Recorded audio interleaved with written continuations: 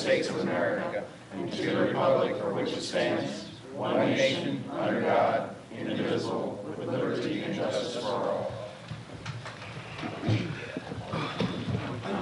A roll call, please. Mayor Hassler. Here.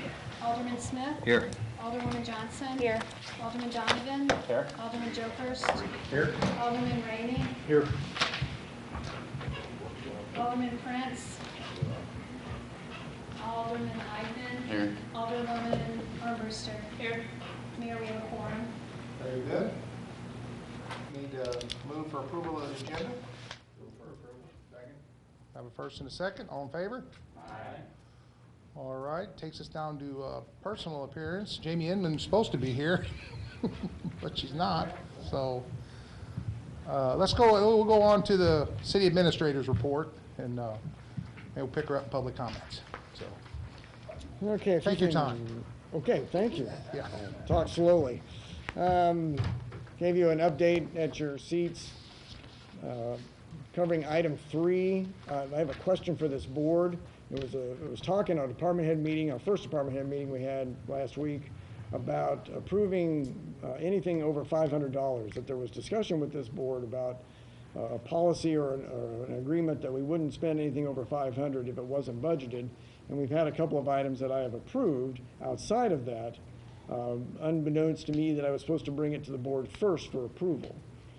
So I don't know if you want me to continue that because it will delay some of our expenditures or some of the things that we're doing.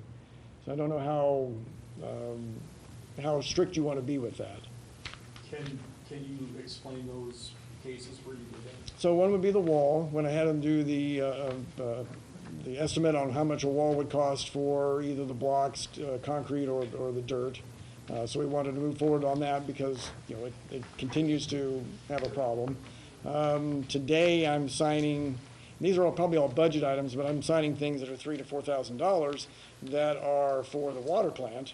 We're buying lime, we're fixing equipment. It's maintenance type stuff, but I mean it's over $500. And the way the code reads is anything between 0 and 500 we can just purchase from the store. We don't have to do any comparisons. Up to about $3,000 we have to get written quotes, or either verbal or written quotes. Up to $5,000, same thing. Over $5,000 we have to bid it, then we have to advertise, and then it's brought to the board. That's the breakdown. So up to $5,000, as long as we have written quotes, I've been approving that. We've had a couple of items. We had one that wasn't a budgeted item in the water department. It was some piece of equipment that we needed, an air compressor, I think is what it was. And I had to approve that because we needed to get it up and running. So waiting, at that point, we were also in the middle of COVID-19. But waiting 2 weeks possibly, I don't know if we'll be able to function well enough to do that, if this board believes that I will properly spend money or not. But I know there's been some concerns about that, so I don't want to go beyond what this board wants me to do as city administrator. My take on it is I want you to be able to do what needs to be done to run this city, and I think that would be, especially over $500, that would be just troublesome. I'm just going to tell you, trying to get a hold of everybody and make a decision, because there's times that Steve has called me with a major malfunction at the plant that's been over $5,000, and I approved it because we can't be shut down, and we can't just wait, and I trust our department heads, as I trust everybody to be doing the right thing. Same way with Gary or anybody else that needs to make a decision here. So that's my take on it. I'm sorry, but I don't know why we want to try to fix something that's not broken. I think we're moving right along and doing well and following all the protocol that's in our policies and procedures, and it's not frivolous spending. So Mayor, do you know the history of this? All purchases over 500? I have no, I don't know where, I don't know if it got talked about at a meeting. I don't know where it came from because probably we talked about it at a meeting. Yeah. So I don't. Didn't you say you got it from the? It was our department head meeting when we were talking that they understood that. Where did department heads hear that? During the last budget process, when you guys were going to go back and revisit the budget, you said, I don't want you guys spending anything over 500 without it coming to the board for board approval, because we were looking at it. I don't remember that, but I can. Mike's, Yeah. that was Mike's idea? Yeah. Well, Joe, since he's not here, but. Joe, yeah. No, I think Eric's correct, is that was our request. I think it was driven by looking for some transparency in that whole process, you know, but I could certainly see the need to back off of that, especially with not meeting on a regular schedule like we have not been, so. You know, I think as long as we're following what Martin had said, you know, no major expenditures that we Right. don't have to do. Yeah. I mean, I don't think we have to follow a exact guideline. I mean, I think the decisions will be made as important, you know, and necessary and should be continued. I don't remember the $500 number. I remember the discussion that, That was our recollection. Yeah, I think you're right about that. could be and stuff, but I think that's being a little too much. Yeah. Okay, all right. So we'll keep doing what we're doing. You see what the expenditures are. We're getting things in line again with finance and getting you what the paperwork is, and you'll see what the expenditures are. If you see something out of line, let me know. Jamie, you can move on. Might have to start talking faster? Thanks. Number 5, we received the engineer's estimate. I'm going to bring this to another work session to talk about the wall. So there's 3 estimates, 3 different types of one's a concrete wall, one's a block wall, like a decorative retaining wall blocks, and the other is the yard. I've talked to the homeowner. She does not want to participate. So, yeah, and we would then move it to make sure that it's on our side of the right-of-way. It's not on the property line. Well, we need to have a work session over that. We need to Right, decide. right. So we're not just It's a lot of deciding money. tonight, and because there's also going to be other work involved in that street. We've got to get that street repaired as well. We can do what we want to at the wall, but if we don't fix that street, what's underneath, then we're going to be in trouble in the future. Auditor's going to be here at the next board meeting, item number 7. I know there were some issues about getting that person here. Sue Schweiss worked with her and said, we got to get you here, we got to get that report done, so she'll be here in June. I'm also handing out a couple of things. One is, we have a budget calendar. Take one, pass it on, please. So this will outline what I'm looking at for this budget session, running from June to October. Starting off tonight with the budget questionnaire. So, included with this is kind of a rundown about what the budget's about, from my point of view, what I've done in the past on a budget, what it signifies as a policy document, what we kind of try to decide to do, and then I've also got a questionnaire. So on page 3, there's some questions, I've left some blanks that you can fill in. If there's something in particular you want us to think about, to work on, include it there. Doesn't mean you can't bring it up later, but up front, we can include it as maybe a capital item or something that we put in operations. Depends on what it is. We're trying to define now what is a maintenance issue, what is a yearly contractual issue, and what is a capital purchase. There are differences between those. So we're defining those within our finance department. And if you put in something there, we'll try to work it in.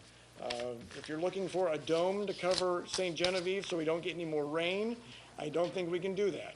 That probably will be outside our budget amount, but you can put it down if you want. But those are the kinds of things that if you think about that we can add.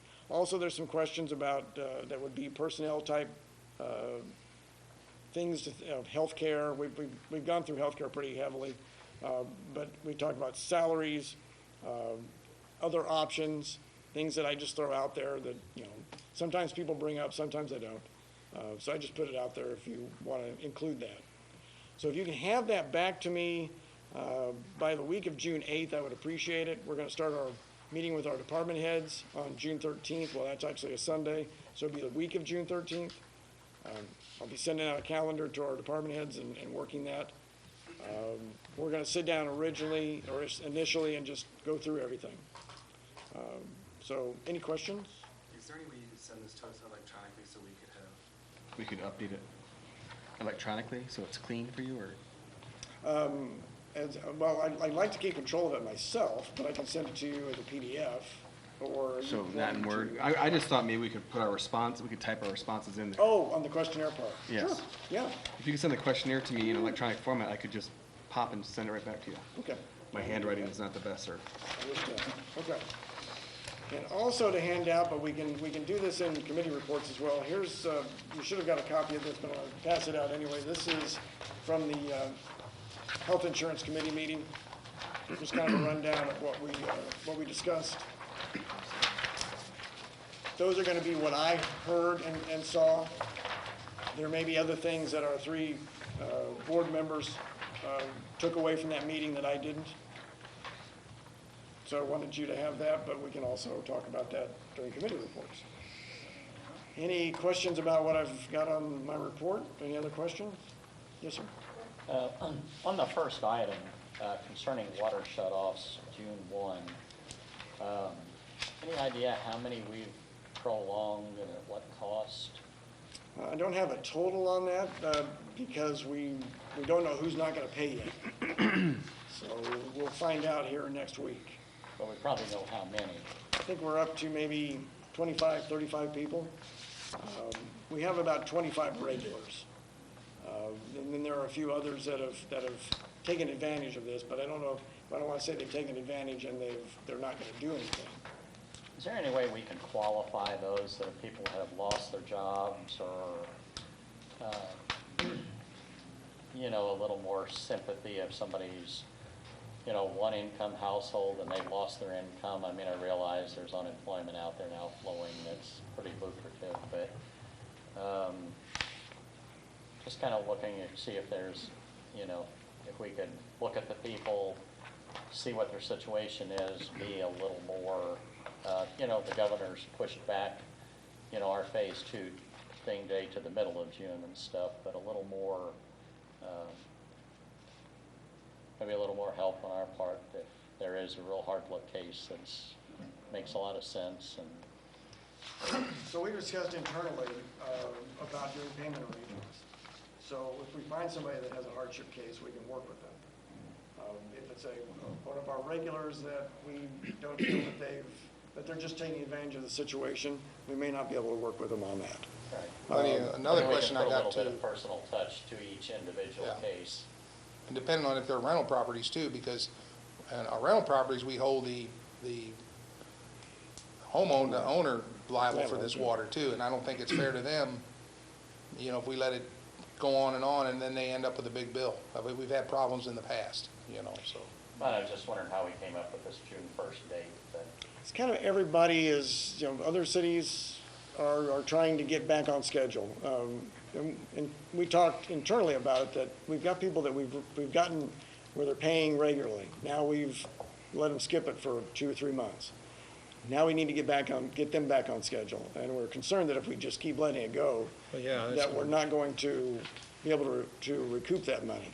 So looking at the other folks that do pay their bills, we want to make sure that we're getting that money when we should be and recouping that. So we felt that we were coming out of the COVID-19, all the pandemic situation. We can start turning water off, but that we can work with residents if we need to. We don't have anything in the ordinances, and we don't have anything particularly set up exactly as to how we'll proceed through that. We're kind of waiting to see what we come up with. And we don't want to be discriminatory while we're doing it. But we'll look carefully. In addition, I'm gonna dovetail into this, if that's all right. In addition to the payment plan, have we thought about maybe considering removing the late fees for the past 2 months if they occurred? That's up to you all. I cannot do that. I'm just wondering if over the past couple months, families in need, they're gonna get dinged anyway. We can work with payment plans, but would you guys and gals be willing to waive the late fees for the past couple months because of what's going on? if it's deemed a hard luck case, I'd take a lot of things into consideration. Me too. But not everybody's in the same boat. Is that legal? So the Well, issue. so you have to correct me if I'm wrong, 'cause I wasn't prepared for these particular things as far as reviewing in detail the ordinances. I don't know that the administration has the ability to waive those. It's set by ordinance. So I'm a little concerned about payment plans, unless you vote and adopt an ordinance that allows or gives the city administrator the discretion to allow for the waiving of the late fees and the payment plans. I'm not comfortable with him doing a case-by-case approach because that's not how it's set up. There are requirements, they pay for the service, and if they don't pay for the service, then they get shut off. And it's fine to change it, but the ordinance has to be changed. You gotta put it on the agenda, you have to pass that, you have to have some sort of guidance for the city administrator, so that if you have somebody who's kind of a jerk about it, gets treated the same way as somebody who's polite about it, based upon whatever criteria you set, because it's a governmental decision, it's not whether you like the people or not. And if you have too much discretion, you're gonna create a lot of problems, treating people in the same situation differently because of the sympathy factor. It's just human nature. And so as a legal side of it, you have to be able to authorize him to do those things before he's gonna be able to do it. If we opted to ask for an ordinance or a bill to be written, could we define a period of time and tag it COVID-19? Absolutely. It expires? Yeah, absolutely. Is that Sure, something sure you- can. Are you all interested in doing something like that? I am.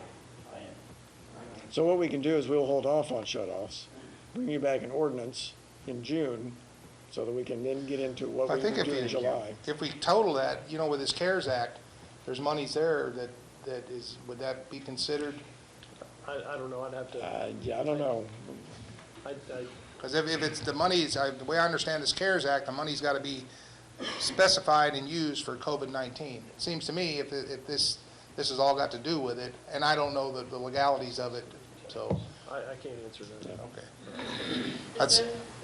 Go ahead. I was just gonna say, is there a way to make sure that like proof of hardship related to COVID is included in that ordinance to prevent the people from taking advantage unnecessarily?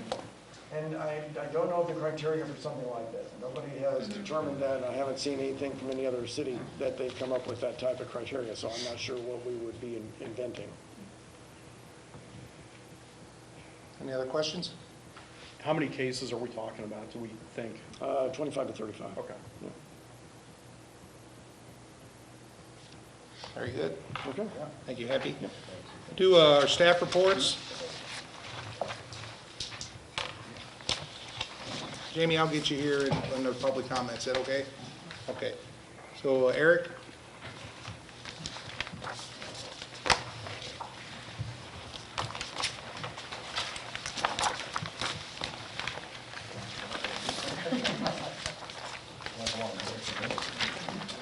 Good evening. Good evening. I don't have much to report. Meetings were scarce and everything else was for the last couple of months. Our guys are starting to pick up again now that we have all the necessary supplies and personal protective equipment. So we're seeing some increase in reportable offenses. Still limited on who we can take to jail, if anybody.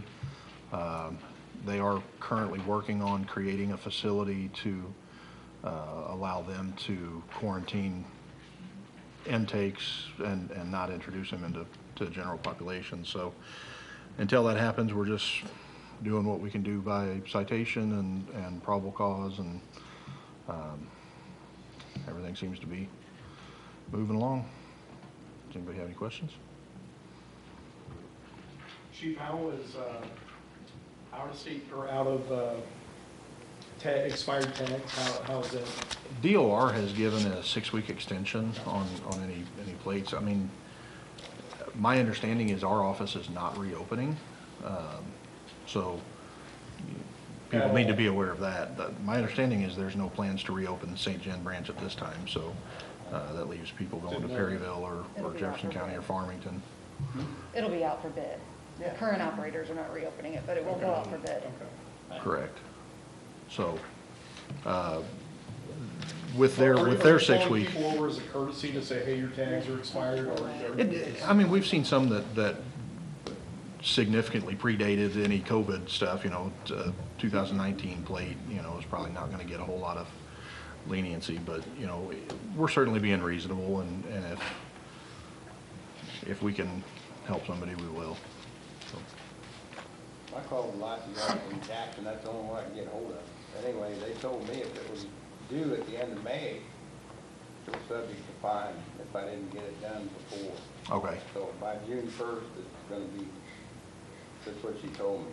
We need to- Yeah, my driver's license expired in April, so they had, at that time, they still weren't open. Yeah. The one in Jackson opened on my birthday, so I went down there and got it renewed. But, Yeah. that was- at that time, they were given a 6-week extension on that, so. Right. So is that just for driver's license? No, and license Just for plate the tag. for Because I times. thought you can only go to an adjoining county. No, I went to Jackson and got You mine go renewed, so. Yeah. Chief, I've had a couple people ask me when they see the reports in the paper about miscellaneous. Is there anything we can tell folks about what falls under that miscellaneous, or is there another way that that can get broken down? No, I mean, that's typically gonna be a phone call, you know, somebody calls in to talk to an officer or has questions for an officer or something like that, so that it's actually, we're not being dispatched to a location, but we're just being dispatched to call somebody. Okay.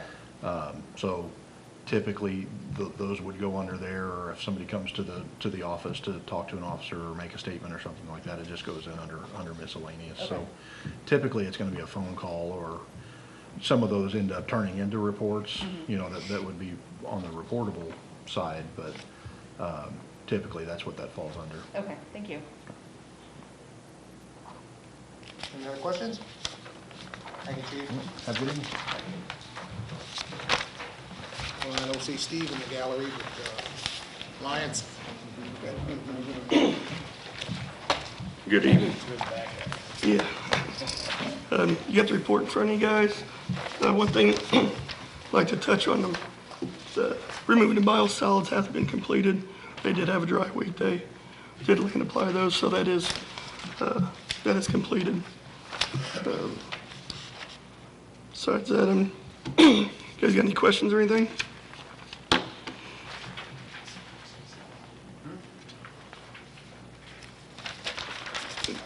MCC, that's our control panel at the water plant. Chlorine has taken a toll on it, so it's getting to that point where talking to the council, I'm gonna talk about replacing it coming up in the future here. Is it gonna be, and I don't know, Steve had called me about that, I think it's the same thing where the corrosion's eating that electrical Yes. components up in it. Is it gonna be relocated to a different? Yes, outside. Good. Yes, that will Because serve that's as, not the first time that's happened. no, it's taken a toll on quite a bit of our motors, and that will actually serve as a junction panel to get outside, so. Okay. All of our drives and everything will be out of chlorine. All right. Any other questions? Thank you very much. Thank you. Thank you. Any committee reports? Got an email from Ashley on the park board. I guess everybody got that, didn't they? No, I did want to send a group email, but they want to get some water there. I'm still learning. But I do have, we wrapped up the survey on April 15th. It was, the way we got it out to everybody was through Facebook and word of mouth with all the COVID-19 stuff. We just got the results back a couple weeks ago, and we had 347 responses. So we're all very happy with that. Anything over 100 was well received. And then we actually had our first park board meeting back from all the stuff on Tuesday. So we reviewed the results. The next step will be we're gonna have a special meeting on January 9th, or not January, June 9th. And that'll be to discuss in detail what park board members want to include based off of the results. It gives everybody a little bit more time to look at the results. And then give Nick and Mary Dunsey some more feedback so that they can begin drafting up some options for the master plan. The goal is to have the master plan done later this year so that we could go after some grants to help with funding of the ideas. So, but I can forward the results of the survey to all of you, so you have it. Speaking of funding for the parks and stuff, I noticed the tower is up. When do we start getting revenue We received a check yesterday for 950, or actually not a check. ACH. So we received a electronic payment for $950. And we had talked about, Refresh my memory, I think we're going the same vein here. Refresh my memory, have we not earmarked all that money to go to the Parks Department? My conversations with Martin have left me a little bit confused, and then, so catching up with Happy, I think the general conversation was to let the rent go back to the park. I think at the February meeting, Martin was gonna draft up a budget amendment for that option payment, that $3,500 that was unexpected for, I guess it was like a second option payment, to go toward the park, but I don't think that ever happened, because all this stuff came about with COVID. But I talked to Happy about making sure that the rent gets earmarked for park purposes, because that money will come in handy once we get the plan. Okay, that was my understanding as well. So we are moving forward on that, or do we need to do anything formally about that, or? Okay. We set up a line item in the Revenue for parks that says rent, so Okay. when it comes in. Okay. Gary, you had your hand up in the air. That $3,500 payment is in the park budget, it's under landscaping. My understanding was that was the first payment, but there was a second payment that came in at the February 27th meeting or whatever it was. There was a second payment Yeah. because it went over their year or whatever, so we got another 30. Yeah, and when I had talked to Martin, we had brought it up at the February meeting, and he made a mention that he would make a budget amendment for that payment, but. So unless you want to spend it immediately, I would just let it sit, and we include it in our overall revenues for next year. Oh, Because it wouldn't be spent until the plan's Exactly. in place.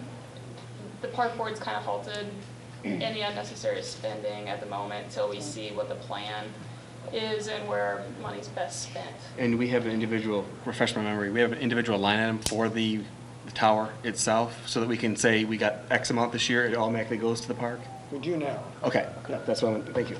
Okay. So does that include the funds we already put in? No, this is separate, so we've. That's a separate We've line just item. created it because it is just the tower and it's rent for that tower. We've labeled it as rent. Beautiful. Thank you. Any other committee? Go ahead. I'd just like to see some input from the park board of what they're spending the money for. You know, I think they deserve it. Well, I don't think deserves it, right? You know, but definitely we could use some improvements up there. That would be a good way to fund it. Yeah, and with the master plan, once we get that back, we'll actually have a tangible plan to show you all and justify the money that they're asking for. And they've, in the last couple of years, they've made some improvements up there. You got the golf course up through there. It's awesome. You know, we need that trail up there. It needs to be something done with it. It's deteriorating and it's not wide enough. It needs to be redone. The last bid we had on this, about $85,000 to do that. And I think we can get some grant money, and that's why they're going this forward, to get some help to improve that, you know, so. Bob, you want to talk a little bit about the meeting you guys had with are we ready to talk about that, or we can wait, you know? We got that somewhat of a report from Happy about the insurance. Oh, we can talk about it. Bob, do you mind if I slide in real quick before that? Sure. Just to give not so much an update, but just to get the temperature of the room on the building. You know, Jimmy and I had been talking about it. We had looked at 3 options, delivering you a matrix to choose from of what the fate of this building would be. I feel like with recent improvements, with the water situation in the basement's somewhat dry, more dry than it was, workable. Gary, it's more dry than it was? Yeah, it is. So Gary and company have made improvements, and then Gary and company did a fantastic job with this entryway. So we've already spent money on this building, and we've already improved that water situation. Do you guys just want to go forward with, and Chief mentions it in his report, you know, not lost on me, that there's a comment in his report that the building is somewhat unsafe for his folks. So do we want to just stop all effort trying to look for a different option and just fix what we own? That's my favorite. It's always been my favorite. Fix what we own. Because we don't need another building to take care of. Right. So in lieu of sending out a formal letter, if we just agree at this table that we'll move in that direction, then maybe I can meet with Eric again and we'll see what needs to happen to move forward. We're gonna have to wait a little bit and see with this COVID and everything. Sure. Not gonna spend it, but we talked about that, and we have money earmarked, we have the money to do it, so, but we gotta see where we're at here. Understand. Financially. Okay, so based on that agreement, I'm gonna not do anything else with that as far as a different property, and No, our I'd focus say will be that's a here. done deal. Okay. I say we invest in this one. Well, that's why I brought up at the last meeting of getting that PIVA money earmarked for capital improvements, doing something. I crawled up in the attic with Eric one day back there, and there is some issues. Those guys are sitting back there with baseboard heaters, and there's Romex cable running all over the attic up there. Yeah, I can imagine. That's a mess. It's, and whether we do it all at one time or, like the foyer and stuff, do some phases of stuff, I don't know what you can do back there other than something a little more appropriate. I'm a fan of a phased-in approach. It makes more sense to me, but, based on safety and priority, that's. It's a safety issue. So it was yourself and Jimmy, and who else was? It was, I lost both my partners. It was Oh, Jimmy and okay. Bryant and myself, so Okay. now it's me, so. Now it's gonna be you and Bob and Jeff. Love it. No. No. In all honesty, I would be happy to help with that process. Susie, Bob's out, Susie's in. Love it. Okay. I like that, volunteer. Chess. Yeah, we're back Bob out, that's good. He's got enough going, so, thank you, Susie. You're welcome. All right. And Jeff, you wanna talk about your meeting? We have the write-up there. Yeah, I mean, Happy pretty well explained everything that we went through. You happy with what Happy said? Yeah, we're gonna continue to probably meet again Do you have another meeting? in the future with the employees again and the department heads. Okay. So, Yeah, we'll get something closer to, what we've decided is not to do anything immediately. Let's Till work budget. it, we're working it through budget and working with the employees and the department heads, again, with another meeting at some point to kind of pursue that further. Yep. Did you get an overwhelming sense of anything from the meeting, or is it pretty mixed? Yeah, I mean, it was mixed. I mean, I think some of the employees know that some of it might be coming. Most, all the employees don't want to lose any of their insurance, of course. And some of really, truly need it, I guess, at 100%. A second meeting necessary because you couldn't come to consensus over a plan. Well, we want to be a percent. little bit closer to budget time.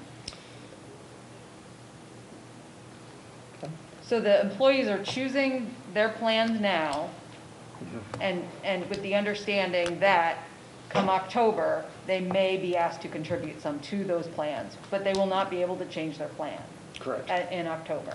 Right. Okay. Right. And everybody around that table was comfortable with that? That's for spouse and family. Right, right. As long as we're phasing it in, not all at once. Right. What was the makeup of the meeting, like ratio of personnel? Department head and one employee. Primarily those with spouses and dependents? 3 employees and 3 council. We just picked hourly employees. 2 of them we know talked about their insurance needs. They need to cover the family. And, they appreciated what they were getting and didn't want to lose it. And kind of gave us some stories about how it impacts, or how it will impact them and how it impacts them now. I think we had a good ratio of employees to the board and to our supervisors, so that we heard what was going on with an hourly employee, what's going on with our line people. Okay, thank you. Well, we talked about the fact that the deductible went up, and also that it's an 80/20 now compared to the 100% before, so they've already taken a hit of some sort. Right. Thank you very much. Takes us on. Any other committee reports? Takes us on to public comments. Jamie, you're up. Thank you. I just wanted to talk a little bit about Erode. We had a meeting for the first time since everything's going on. last week, and we decided to move forward with the thoughts that we would still have Jurafet. We're back and forth. We don't want to be the people that bring all these people into St. Genevieve, so we're hoping we have enough time. Jurafet isn't until August 8th and 9th. So we have an open public meeting. The Legion Hall is letting us use their hall so we can have a bigger facility so we can space out the chairs. So we're hoping that a lot of people show up to that. Anybody that has any questions, comments, we're hoping that we'll get some feedback from just the regular community. I had talked to Happy and I had talked to Paul just on getting a little bit of what you all were thinking about or what they were thinking about, whether or not we want to move forward with the thoughts we have. We haven't taken another vote. We're going to vote again in the end of June whether or not we want to continue to consider having Jurafet. So we're still not going to completely vote until July. We would like to have a definite decision by the second week of July. That gives everybody a full month. We're only about 20 vendors less than what we were that had prepaid last year, which I don't think is really that bad considering what is going on. And so a lot of people don't even know that we're having Jurafet. So we're sending out a letter this week just letting everyone know that we're thinking about it to get some feedback from the crafters themselves. I personally called all of my food and alcohol because I only have 21 people to deal with. And basically I wanted to call all the nonprofit organizations in St. Genevieve. So everybody is on board for coming as far as food and alcohol, except for the Lions Club has voted to not come and be involved. They're having issues with the number of people that they could get that would help. They have a larger, older organization, a group of people. So they only had a few people that just said for sure that they would be able to help. The Eagles is not going to participate. They had kind of talked about it last year also. Didn't know if they were going to, but they are not. As far as everyone else that is a nonprofit organization or a food or alcohol vendor is going to be involved. We are not taking on any new food vendors even to replace anybody because we don't want to have to mess with somebody that maybe not has come, or all of our food and alcohol vendors have been coming for years. We have one new one, and she sold prepackaged macaroons last year. So she is not anybody that is making food. Everybody else has been coming for longer than I've even been involved with Jurafet. So you're talking about people that have dealt with food products and have been doing this it's their livelihood. So we got really good feedback from them. The only thing is we're hoping, everybody saw on the news, I'm assuming, the Lake of the Ozarks and everybody else that did craziness this last weekend. So I think that the United States is going to see either the influx or maybe there's not going to be any, that many new cases. So we can kind of maybe jump on the back of some of that. But I personally and the board, we don't want to do anything that the city or the majority of the people don't want here. We've been nice in our little nest of not having very many cases. I still am not advertising that I'm open to the public at the restaurant, so I'm not open to the public at the restaurant. So I don't know how many people are going to see this, but so I'm still doing deliveries, curbside, and to-go orders. So because I am not really personally ready for that many more people to come into the county. But I just hope that maybe people with an open mind will come to the meeting and give us, because there are still the people that don't like Jurafet no matter what. So, and there we're going to get those. But it's a little bit about the economy and whether or not we want to open up to the public and let people in, because you do realize that there are people from other states that are crafters. There are people from other states that are going to come, and we will have no idea, and we can't stop people from coming, which are we prepared for the thousands of people that could converge on St. Genevieve. So, there's lots of things for us to discuss. So we thought after the June 3rd meeting, see how many people we get who are pros and cons and everything. And then I was going to get with the hospital board too. I would like to hear what they have to say.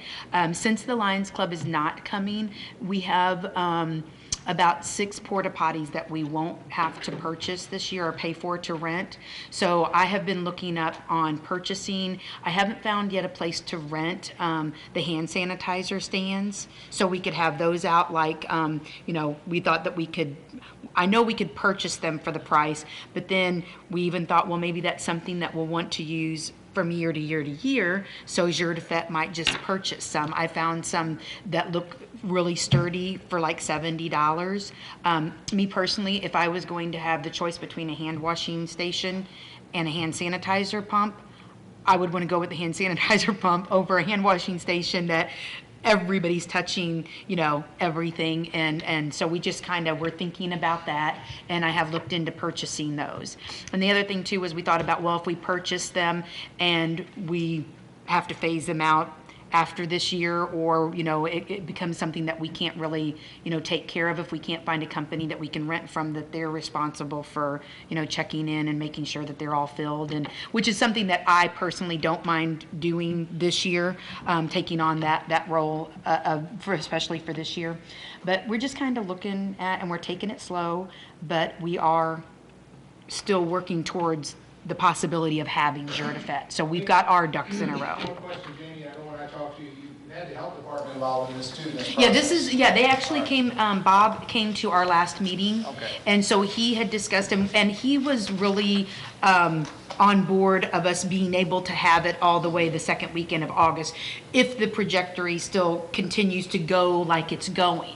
But I am, the whole thing that happened this last weekend, I'm kind of somewhat thankful for it in my little world, because if they did this and we stay safe, then I'm pretty sure Jurdefet would not, you know, affect. But then I'm back and forth in my mind, because I don't want to be the person responsible. Jurdefet doesn't want to be the organization or the function responsible for bringing people in.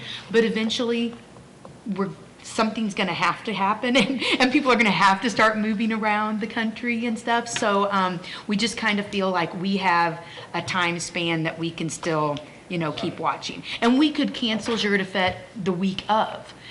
You know, somebody asked me a question about, because I'm involved with food and stuff, how far in advance. You know, they're going to have to order their food a month in advance. I said, they don't order their food a month in advance. What are they going to do with it? They don't sit on product like that. So all the food vendors that I talked to, I told them, I said, you know, if anything would change, you know, we would still have the right to cancel Jurdefet, you know, at any time. And of course, if the government wouldn't let us, or the city wouldn't let us, then of course we would never, you know, do anything that we wouldn't, you know.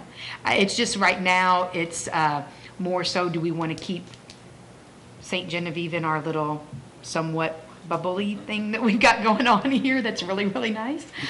Or, you know, are we going to take the brave and go out? But we have time to still go through everything. I just wanted everybody to be aware that we're still working towards the goal of trying to have it, but by all means, we will make that decision. And I'm hoping that I can depend on talking to Paul again and talking to Happy again, you know, whenever it gets closer for us to make our board of directors vote. So we're going to have at least one open public meeting. It's been in the paper. My cell phone is in there. Everybody, 573-883-6045. I don't care who calls me. Anybody can call me. If I don't answer, leave a message. I will call you back. It's in the paper. So anybody that does not want to come to the meeting, doesn't want to be out in the public, doesn't want, but has an opinion, they are more than welcome to call me anytime, text me, whatever, and I will call them back or text them back or whatever.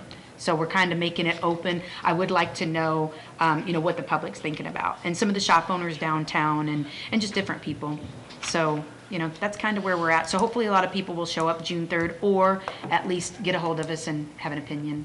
So, and then you guys can be thinking about your opinions too, of what you think, you know, because That meeting you know, again is June the 3rd, at where at? June 3rd at the American Legion Hall at 6 p.m. 6 p.m. 6 p.m., Okay. yeah. And it's just going to be basically to discuss any questions anybody has. There won't be an official, it's not going to be an official Jurdefet where you'll have to sit through and listen to us talk about our stuff. It's just going to be a meeting about the possibility of having Jurdefet, so we can have it open to the public. So hopefully some of you all will come too, and then after we get the feedback from that, then I'm going to go back to the health department and to the hospital board. I'd like to have some input from them, you know, what everybody's thinking, and then we'll be able to see too if there are more cases come out of this last weekend in the United States. And I think if we see another influx, we've all decided that we kind of, and depending on the number of crafters too, we're trying to look to, not so necessarily that we would be able to put them each booth 6 feet apart, because, we're dealing with a certain amount of area.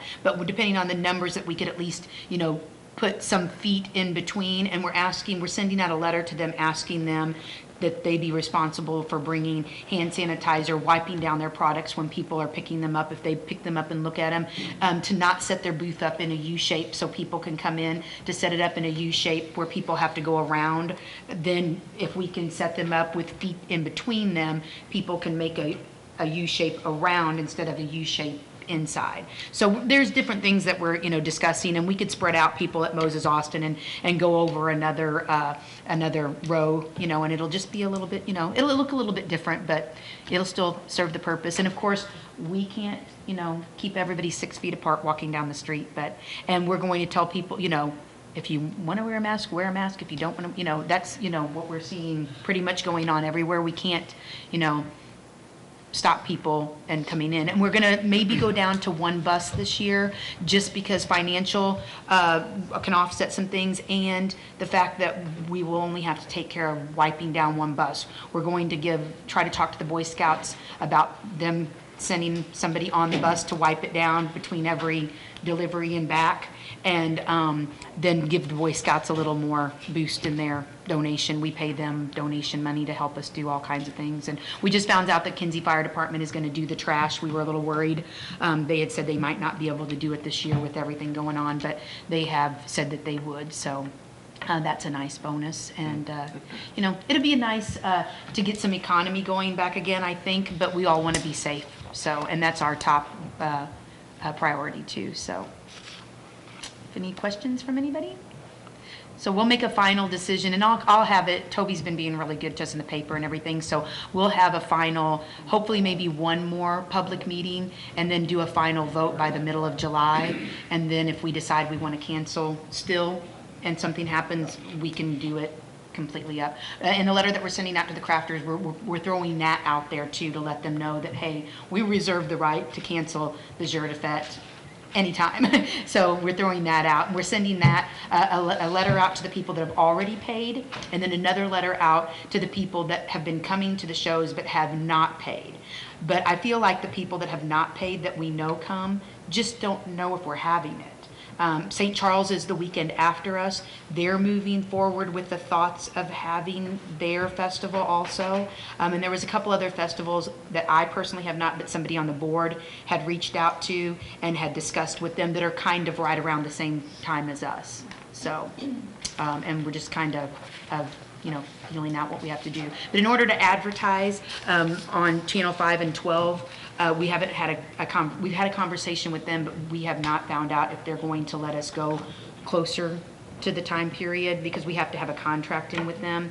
But I feel like everybody's struggling, so I can't imagine that they won't want any kind of advertising money, because that's a large chunk of change that we pay for advertising to the 2, Cape Girardeau and Channel 5. So I feel like right now, nobody's going to say no to anything. It's kind of a free-for-all, so yeah. But we got ourselves covered, so I'm hoping that I think Bob's going to come to our open city meeting in case somebody has any questions. But we will be doing everything possible to have more of anything that we can have that will protect everybody, so yeah. Appreciate it very much. And that brings me to the question of the police department. Do you guys have any thoughts of us having jour de fête? Because you guys are policing, and I haven't talked to the ambulance district because I wanted to talk to them before our June 3rd meeting too. If you have your fed, we'll be. Okay. Yay! Okay. Alrighty. Thank you, Jamie. All right, thank you. Thank you, ma'am. Passing around the closed session. Is there any other public comments? No more public comments. Thank you. So we got the consent agenda. Motion to approve? Second. All in favor? Aye. Very good. So at 6:49, we'll have a public hearing. And the mayor and the board of aldermen in the city of St. Genevieve will hold a public hearing to consider rezoning of the following property from an R1 single-family residential to a C1 general commercial district. A tract of land being part of United States Survey 99 and 100 in Township 38, North Range 9, east of the 5th Principal Meriden, and being part of the tract of land conveyed to Wal-Mart Enterprises Incorporated by document number 28-0599, also known as 21454 Highway 32. Anybody here to speak? Nobody? You want to talk? No. Do you have any questions? Have any questions? Is this next to that restaurant, the one that's going in out there? Is that what that property is? This is the restaurant. Oh, it's the restaurant? It is a restaurant, yeah. Oh, well. Let's move on. Getting hungry. So there's no comment, so we'll close the public hearing here at 6:50. Now I'll need a motion to, No, it's on the agenda for Oh. our first okay, reading. good, super. All right, there is no other old business, so it takes us to new business. Bill number 4364, an ordinance of the City of St. Genevieve, Missouri, vacating and discontinuing a portion of unimproved alley in Rozier Addition.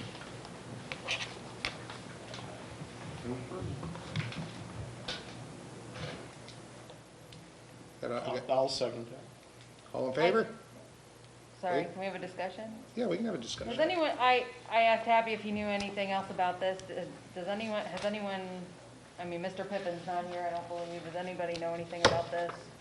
I know a couple of years ago when there was a similar bill, it was kind of controversial, and I believe it was the same neighborhood, so I'm just curious. But I don't remember that. That was down at On Glenda, I think, wasn't Glenda, it? Yeah, down in the Yeah. Troy subdivision down there. Somebody's trying to acquire the alley that went, basically would have given access across the creek to the trestle on the other side at Gabourey. And, Okay. and they petitioned Yeah. to get the city to release that, and a couple of members voted against it. I don't remember. I think it ended up passing. I couldn't recall and I couldn't find anything. I just wondered It would have if, been when Alderman Steiger and Alderman Okenfoos and. Oh, that's more of our time. Yeah, it was a Yeah. long It time. was years ago. Okay. It was a long time. all right, I was just wondering if anybody else had any information about it. So when we abandon a piece of property like this, do we have to establish who it resorts back to, or who determines that? State statute. State statute says it's right down the middle, and half of it goes to each side of the property, each side property owners. What we do in this ordinance is establish an easement. In case we need to get utilities through there, us or the electric department, we establish that so that we still have that right, but we don't have the right of way. So they can put a fence there, they can put sheds there, they can do things that can be moved in case we need to use the easement, but it's not owned by the city anymore. And they've been maintaining this. The property owners have been Yep. maintaining it. Okay. Yep. Thanks, that's all I had. So I had a motion first, In a second. and we had a second? All in favor? Aye. Very good. Takes us to bill number 4365, an ordinance approving a zoning change from an R1 single-family residential to a C1 general commercial district for 21454 Highway 32. Second. All in favor? Aye. Is there any other business? It takes us for an approval of a street light request from Lowness Shaved Ice, 21561 Highway 32. Lowness Ice is requesting a placement of a street light to the right side of the entrance to their property.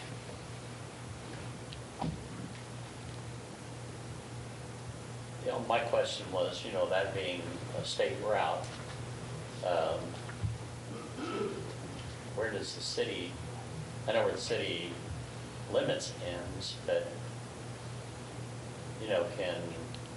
is that our obligation? I know there's a couple lights out there now, and then there's a couple more right at the entrance to the community center, and I don't know. But there's a lot of other properties out there and stuff, so. We have not established a lighting program for that section of highway, because you've got lots inside and outside the city. So there is no plan to put lights at a certain interval. So I think over the years, they've just, when somebody's requested, they've installed it at the entrance. But the only ones that we're paying for, according to Citizens Electric, are the ones to, we are paying for the ones that are right there next to, like, there's one by Overleys, and then there's another one right on this side of Overleys by, They're right by the corner, well, Yeah, so close to we're the pay- corner of this property. we're paying for those two already. Right. Is Oberlins county or city? I can't remember. City. Okay. It's all kind of, like you said, cookie cutter, so I get a Yeah. little confused out that way. Okay. I'll make a motion to approve. Second. All in favor? Aye. Very good. Motion carried. Or any other any other communications with the board? Very good, but there's no other communications, I will call this meeting adjourned. Okay. We'll start a work session. Before I came on board, but our renewal is due for our workers' compensation liability, inland marine. We had 2 bids come in, and we talked to 2 different groups, Lakeland and Murma. Lakeland went out and looked at a number of different companies, and that's in your packet that I also sent out. So I wanted them to come in and talk to you, again, in the work session atmosphere, but we need to make a decision in June about who we're going to have cover in the city for our workers' compensation, for liability, for our casualty, comprehensive, all of that. So we have 2 good groups to have you listen to and ask questions, and then make a decision on who you want us to bring back in June to approve a contract. So Lee Lowness and Craig Lowness is here to give you the details on what Lakeland found. They looked at a number of companies and brought in a number of them to look at and talk about, and we had one that we think we would want to look at closely.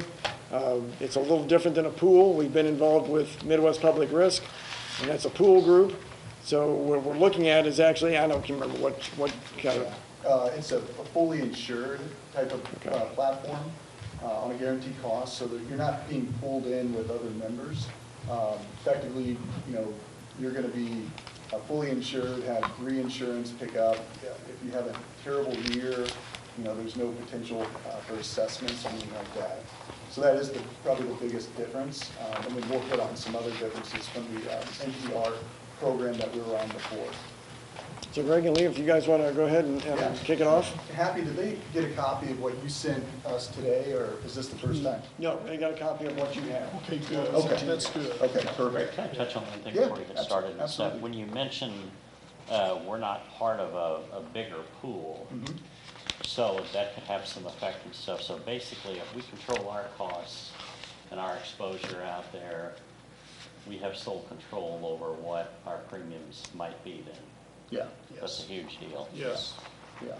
Huge. And I work with some larger fire districts up north, and, there's some, some presumptive cancer issues going on, and I think there's some concern about, how that will impact workers' comp, and with that being said, having a guaranteed cost program like the one we're presenting kind of eliminates some of that concern, because you're not, really dependent on how everyone else is doing. So there is a little more certainty around your premium dollars and your limits that we'll hit on as well, as far as how your property limits and liability limits are utilized.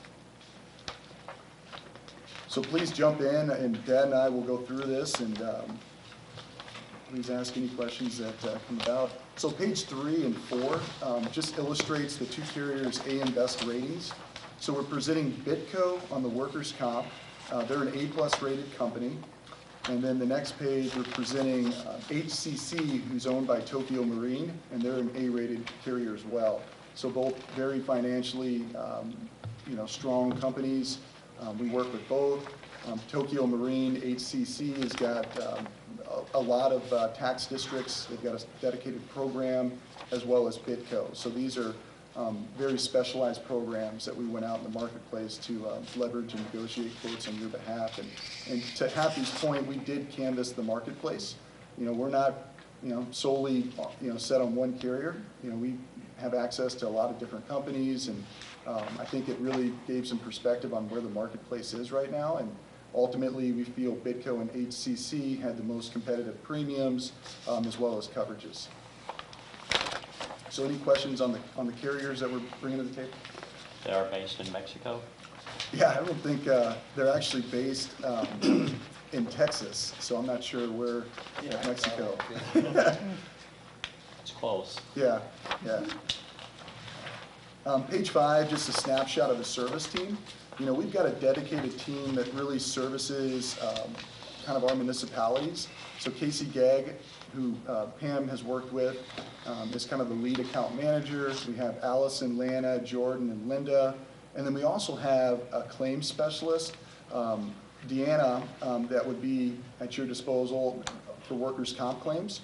So if you ever got into a work comp claim where you felt wasn't being managed the right way through Bidco, we can bring in our own third-party workers' comp specialist, and she can put another set of eyes on it and either validate or invalidate, what the carrier's doing. And then loss control. Michael is kind of our dedicated loss control. We're going to have HCC as well as Bidco loss control resources, but Michael, frankly, will be able to do a lot of tailored, type of loss control services for you guys, and there's not going to be a specific agenda around, like the company would have. So we could bring him in, be very transparent, identify deficiencies, and it's not going to go in the insurance file. So we feel kind of having several different avenues around risk control is important. That really allows us to go out and negotiate and leverage the best deal on your behalf. If we can, kind of put in front of the underwriter that, hey, these guys are best in class, they're doing A, B, and C, this is why you need to give max credits. So there's a little strategy around that idea. So at any rate, those would all be resources, as part of doing business with Nathan. The next page, Think HR is a human resource, an HR resource that we offer our clients. There's an HR hotline, an HR library, there's HR training. It's really meant to be kind of an extension of your core management team and give you real-time access to HR specialists. So if you want to call and talk to someone, they will give you their professional recommendation followed up in writing. That was one of the things that we discussed in our meeting because your HR staff is sitting here and you know how well educated we are.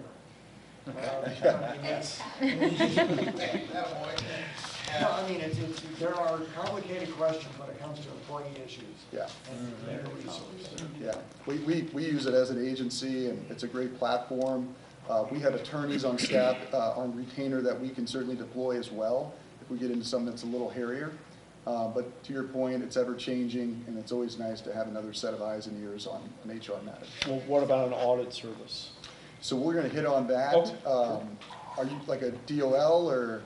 Like just total administration of the HR program as it sits today versus where does it need to go? Yeah, so then that would be kind of the third avenue where we'd actually bring more boots on the ground approach. So Diane, who works with us in St. Louis, could come in and do more of that on-site audit. So yeah, there's really kind of, I guess, 3 different avenues around HR that we utilize. And we can very easily deploy Diane. She's worked with a lot of our policyholders around here, and kind of similar to the loss control, more of a tailored type of program and solution around your exact needs. So we can facilitate that very easily. In page 7 and 8, we talk a lot about risk control. Sedgwick, which is a national loss control firm that we utilize, they've got over 700 loss control consultants. They're well-versed in, pretty much every industry. They've got folks that really understand municipalities, so we'll be able to tap into that loss control, side as well as HCC and Bidco. So again, I think we feel we're very armed and confident that we can bring in loss control that's going to accommodate and really help you guys continue to have a safe working environment and be ahead of the game when it comes to risk control services.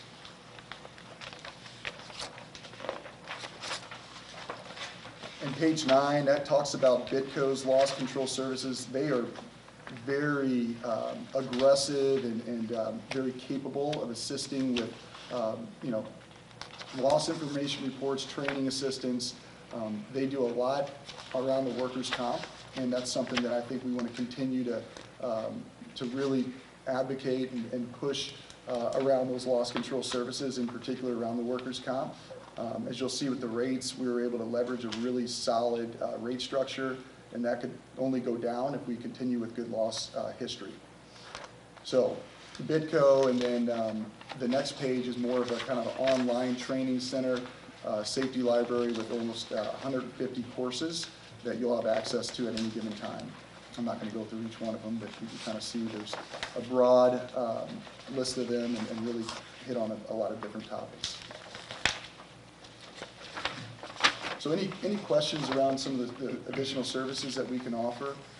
And we can get more in the weeds on them at a later time, but we did certainly want to illustrate, what we feel are resources that we can bring to the table and, again, help you guys function on a high level. All kidding aside, Pam does a great job. We just need some extra Yeah. help on a number of areas, because the same reason we have Mark Bishop as our attorney is we need that type of backup that we can contact in case we have a question, so that we can make the right decisions when we're dealing with people, whether it is loss control, whether it's HR or something. And that's one of the things that we discussed in our meeting. We want to make sure that that's included with this, with these companies. I mean, there's no doubt there's a big reason why we feel it's necessary to offer these services. It helps you as a city, and then not only that, it gives us the opportunity to really negotiate and leverage the best deal terms on your behalf when you're being proactive, when you're embracing loss control. So couldn't agree more. Are any of these training center library things, are any of these OSHA certified? Or? Yeah, so I was wondering the same thing. So these online courses are included in this package. So we could actually incorporate them into some of our employee professional development plans that could then justify their employee evaluations and pay raises. Yep. And then Michael, our Sedgwick loss control rep, he can take it a step further, and we can do more boots on the ground if need be around that OSHA as well. This would be a great way to start helping us justify our evaluate when we do pay raises, which employees signed up to get certified for this, that, and the other thing. Yeah, and there's ways to track that and make sure that people are doing those classes. Thank you, sir. But yeah, that's a good question.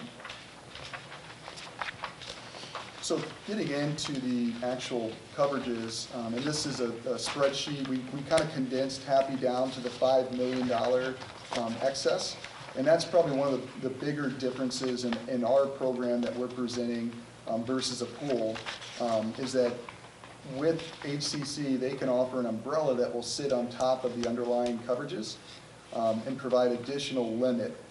You do have immunity in certain areas, but we feel there's gaps potentially where this umbrella could, potentially protect the city from catastrophic scenarios.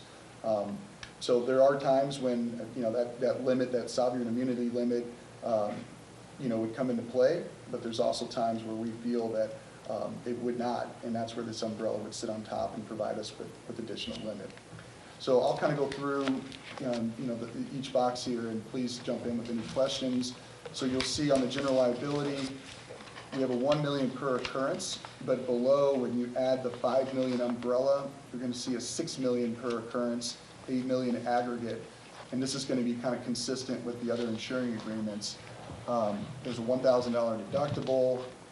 Kind of going down the list, employee benefits, you're going to see a $6 million per occurrence, as well as the public officials, the employment practice liability, the law enforcement liability, and then you'll see the $5 million excess below there. So we are picking up a lot more coverage with this strategy. And when Happy and Pam and I and Dad looked at the different options, the 2, the 3, 4, and $5 million umbrellas were really not very different in premium, and we felt it made the most sense to go with the 5 to pick up that additional limit.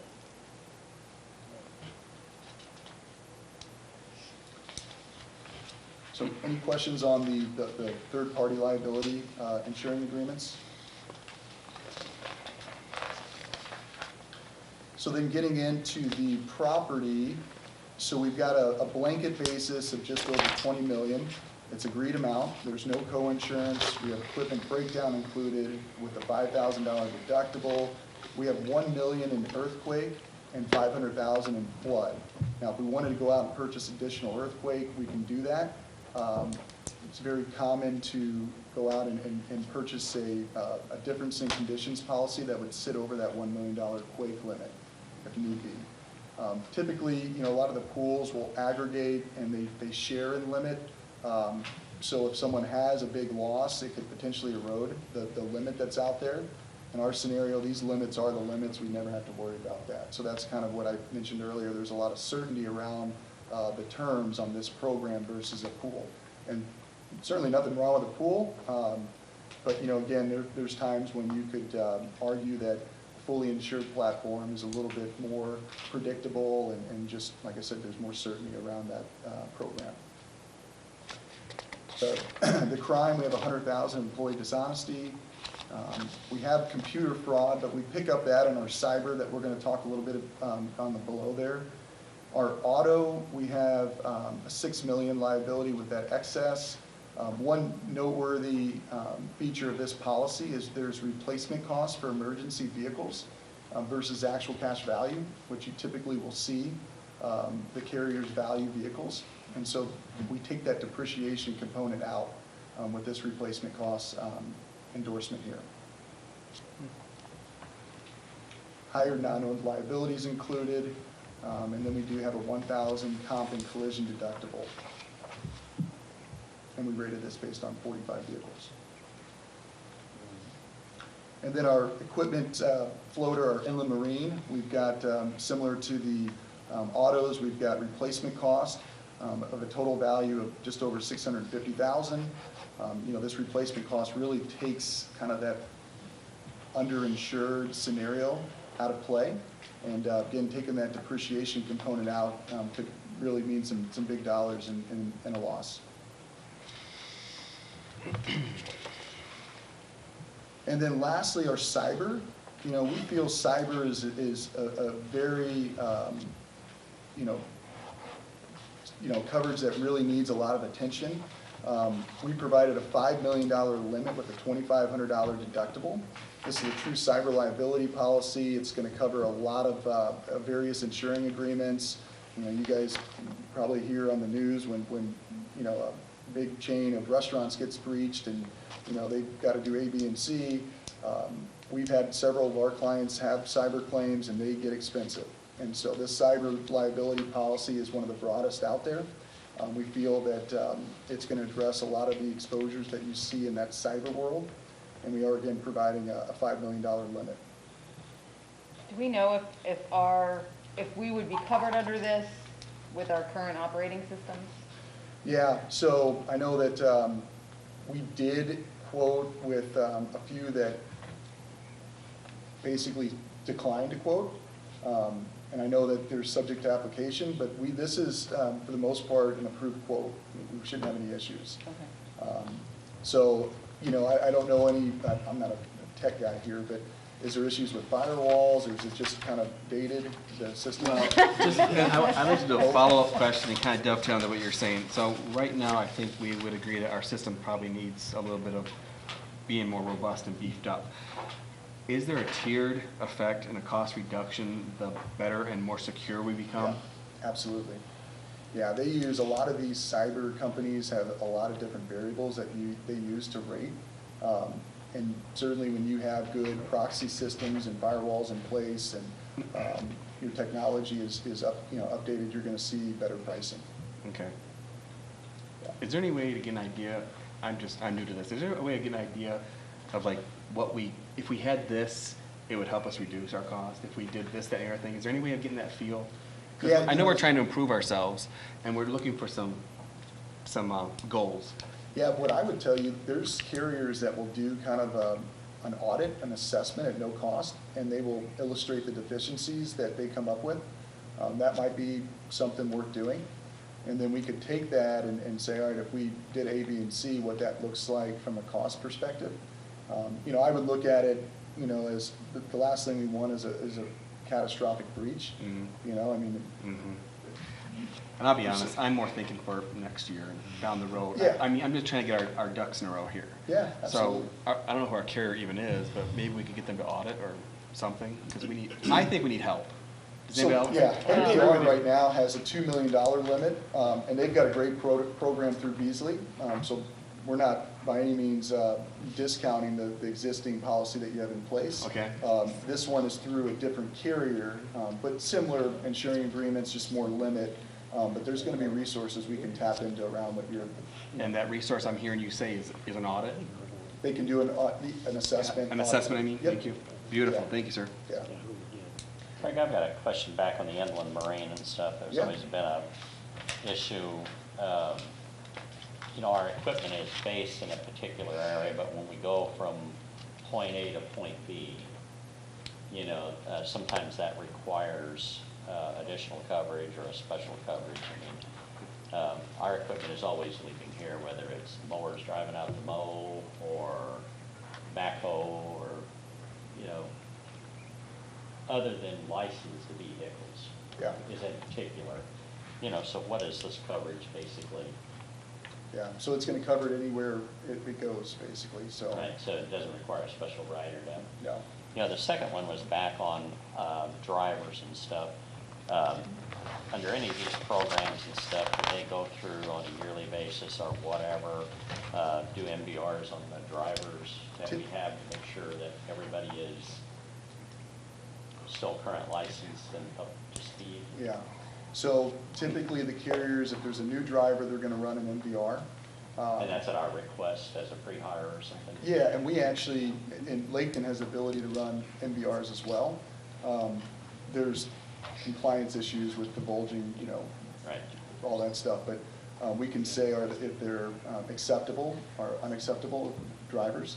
I don't think the carrier's going to do any type of random MVR checks. They typically will do it at renewal time, but we could very easily implement some sort of program around that, you know, quarterly MVR. Because people do lose their driver's license. Yeah. And that's. Yeah, you know, there's programs too that Drive Alert where you can actually sync it up on a more real-time basis, and we could explore that as well. And that's a service that we've used more when you get into DOT regulations, you know, for transportation accounts that need to make sure that you know, their drivers, you know, have good MVRs.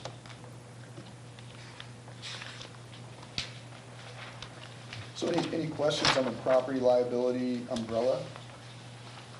I just have one more quick question as I'm just making notes, and it's probably redundant, but this assessment, I'm looking forward to us maybe getting it, would that be included in everything, or would that be an additional fee? No, that would be included. We would include that. Yep, Thank you. yeah. Yeah, we actually just had one done on our system, and it was interesting. Right, I can make it. Yeah. Thank you. Yeah. Mike, there you go. Page 15, this is on the workers' compensation. Again, this is written through Bidco. This is on a guaranteed cost basis. You know, so you have a terrible year, you know, you're not going to have to worry about, you know, coming to the table with additional money. And so they base it on payroll estimates, and these would have been provided, you know, pre-renewal. And you start out with a 1.0 mod, and this was what I kind of had alluded to earlier in the presentation. You know, as our solid track history continues, the opportunity to drive that experience mod down for an additional credit is going to be there. More of a reason why we want to, you know, again, embrace, you know, risk control and do everything we can to mitigate losses.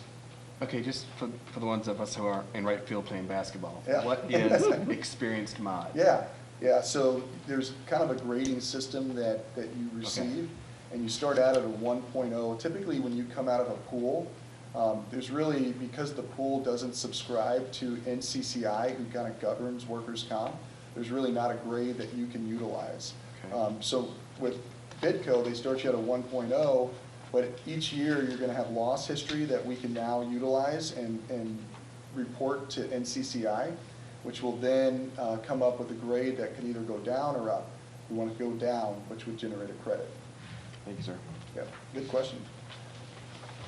these payroll estimates and stuff, these are only estimates, and those are subject to a yearly audit. Yep. And based on, Yeah. going up or down based on your actual payroll number. Yeah, exactly. Yeah, so if we overpay, then money will come back. And then page 16 is just a summary of the premium that I believe Happy had distributed to you already.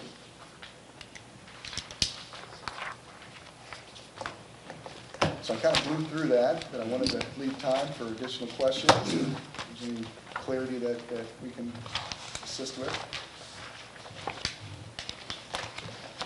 It's a dry subject, it's difficult to sometimes get through, but we've had some good questions. Yeah. Yes. Well, the simple thing that we can control our own destiny is huge. Yeah. You know, we're not in a pool with everybody else doing everything under the sun imaginable. We can drive our own premiums down as a. And as an educator, I have to just say, I love the idea of the online training, especially after doing distance learning. And if we can get our, I know, don't shoot the messenger, but if we can get our employees certified and we can actually track and quantify training and certifications, then we feel justified in giving them X amount of money a year. Well, I think that et cetera. you brought up earlier, based on increases and stuff, we can set a criteria, Right. so many training sessions per. Discipline.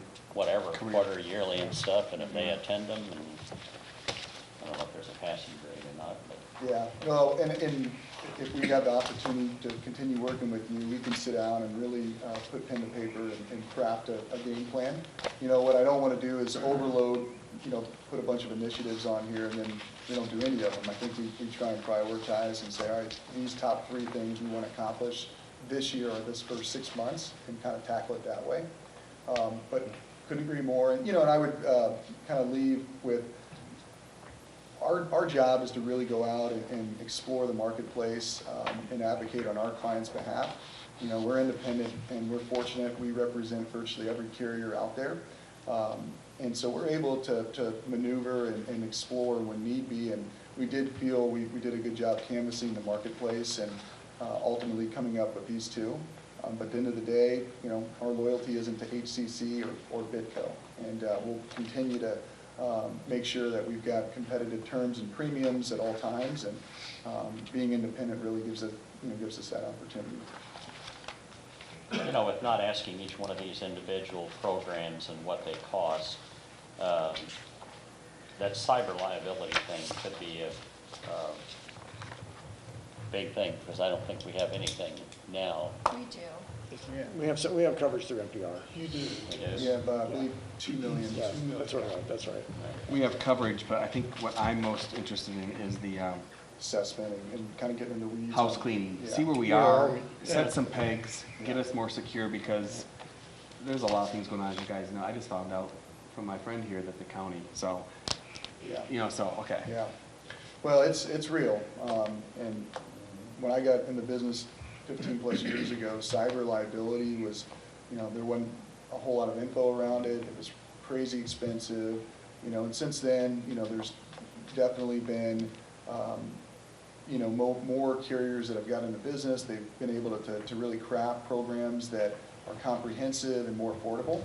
But it's an emerging exposure we're seeing more and more of. I'll make a plug for education. I know in my past 6 years, we've had 3 now students who graduated who are in cybersecurity. Yeah. So it's a growing field. It's a growing field. Okay, so we need to keep moving on, because we got another presentation. Thank you. Thank you very much, Lee, Ray. Folks from Deanna and Michael. So Michael is somewhat local, but Deanna is actually out of New York. And I went out and Looking at the area codes, so when I brought her in, I went out and vetted a lot of different kind of work comp specialists and was very impressed with her resume, and we've been using her for some time now. And she's very knowledgeable around workers' comp. Diane from St. Louis is part of your team, but she's not from here. She's Correct, out of St. yeah. Okay. Yeah, but again, She's a resource. She's an expense that we pay for and you guys can utilize. But yeah, she's very well versed in workers' comp. Michael's out of Indiana, but he comes in routinely and we can have him in as much as needed. Yeah. Cool. Thank you very much. Thank you. Thank you. Thank you very much. Thank you. Take care. And Gary, in the past 6 years, you also had half a dozen 14-year-olds that almost hacked the DOD.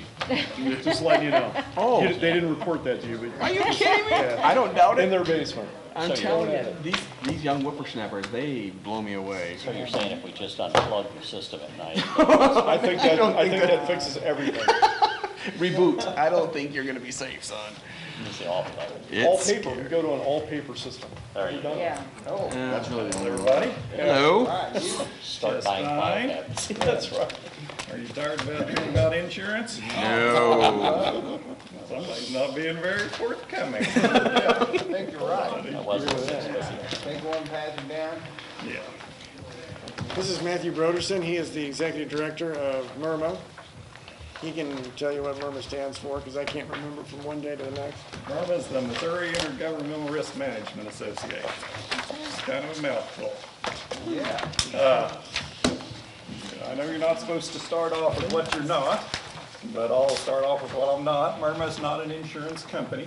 MIRMA is a political subdivision.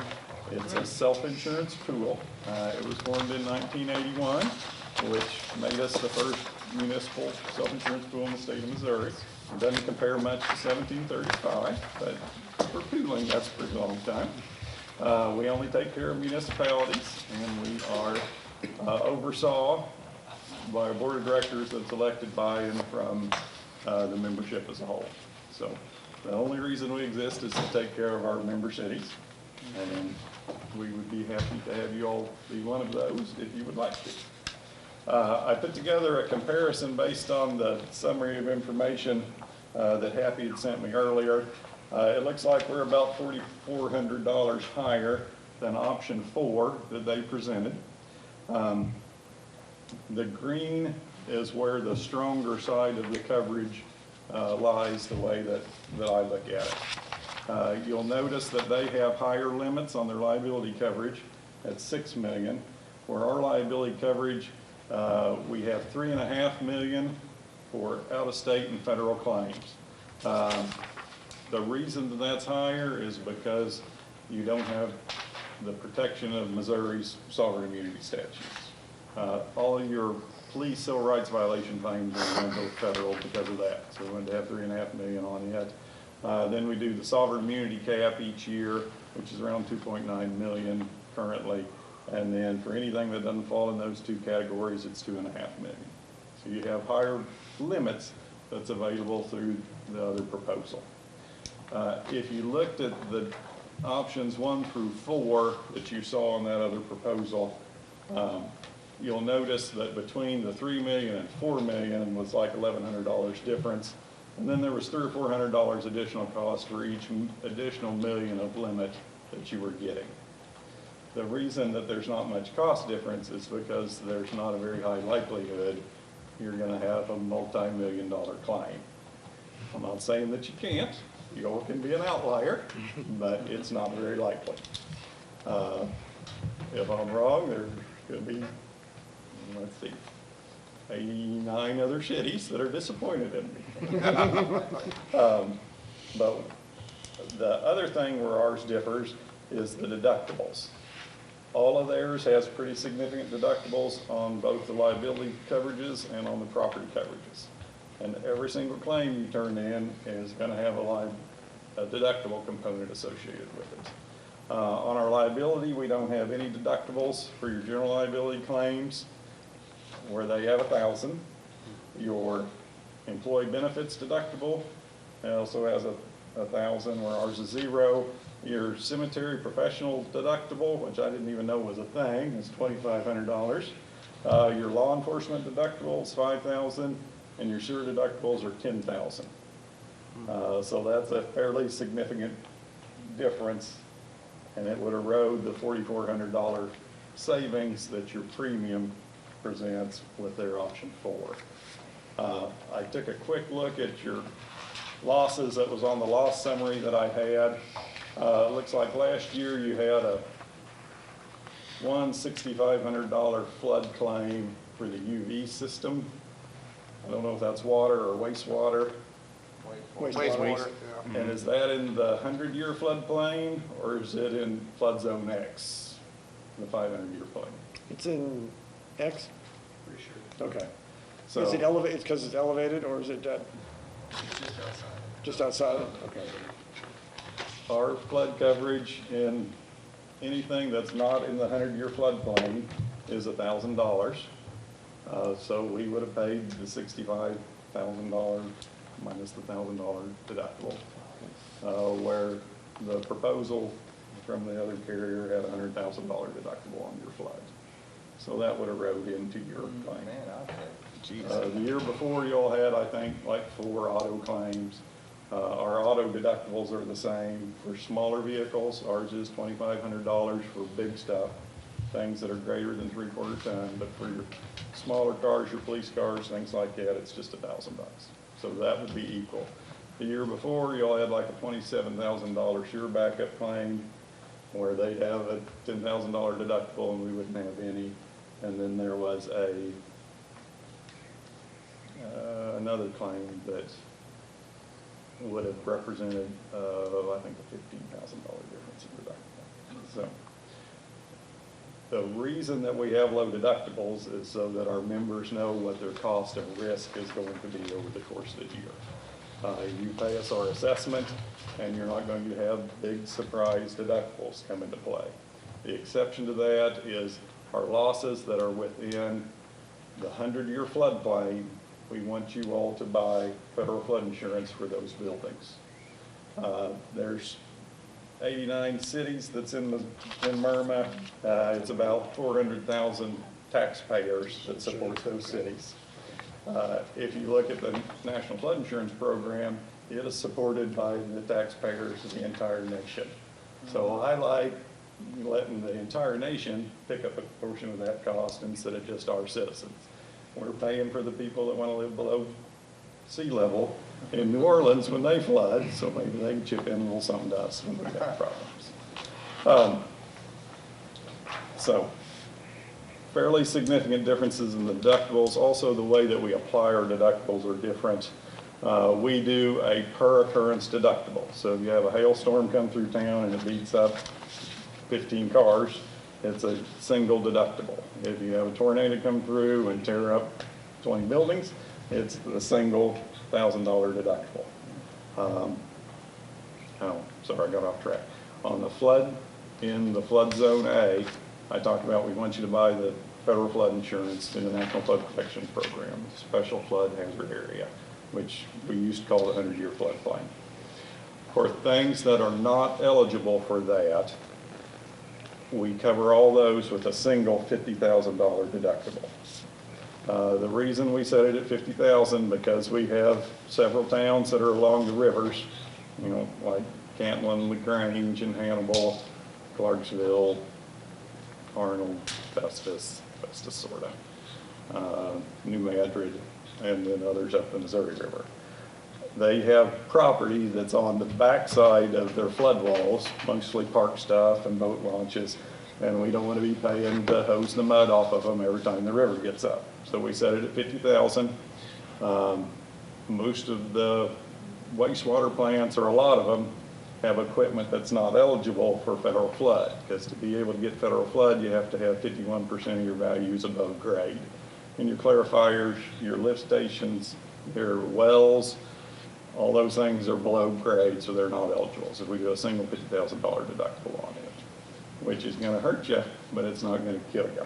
right. Okay, that's got flood out of the way. Earthquake, we have a single $1,000 deductible on earthquake. We have $15 million sublimit on it. I think they were at $100,000 deductible on their earthquake and $1 million. Sorry, that's got to be wrong. Maybe, well, it says $1 million on their coverage limit. I was really surprised that they came in under us, because it's fairly rare that we ever aren't the least expensive. Part of the reason that we do that is because we're a nonprofit association and public entity. Obviously, we're not paying shareholders any kind of dividend, and we have a different taxing structure than commercial insurance does. We also don't have an agent commission built in. We've got 10 staff members that run the association. If we paid a 15% commission, it'd be roughly $1.8 million, which is more than the total payroll of all 10 people put together. So you have to listen to me ramble if you want to join the association. That's the downside of it. Let's see. We also do a lot of services. We average 5.3 visits per member each year. So we come out, we go through all your main buildings at least once a year. We'll visit your parks, we go to the job site, we come to a city council meeting. We bring the firearm simulator down, run all your officers through it individually. We're not worried about the accuracy of their shooting. We're worried about the judgment that they're making in the application of use of force and how they articulate that use. We have a grant program that's available to the members where we will reimburse a certain percentage of your equipment that reduces your liability exposures or your workers' compensation exposures. We pay for a lot of like dash-mounted cameras and wearable cameras for the police departments. Those that have their own water and sewer departments, we do a lot of gas monitors, drenching and shoring equipment, sewer cameras, things like that.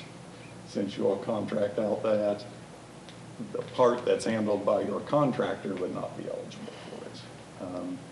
I've run along a matrix of things that we pay for. If you want to check and see if I'm making it up, you can have a look.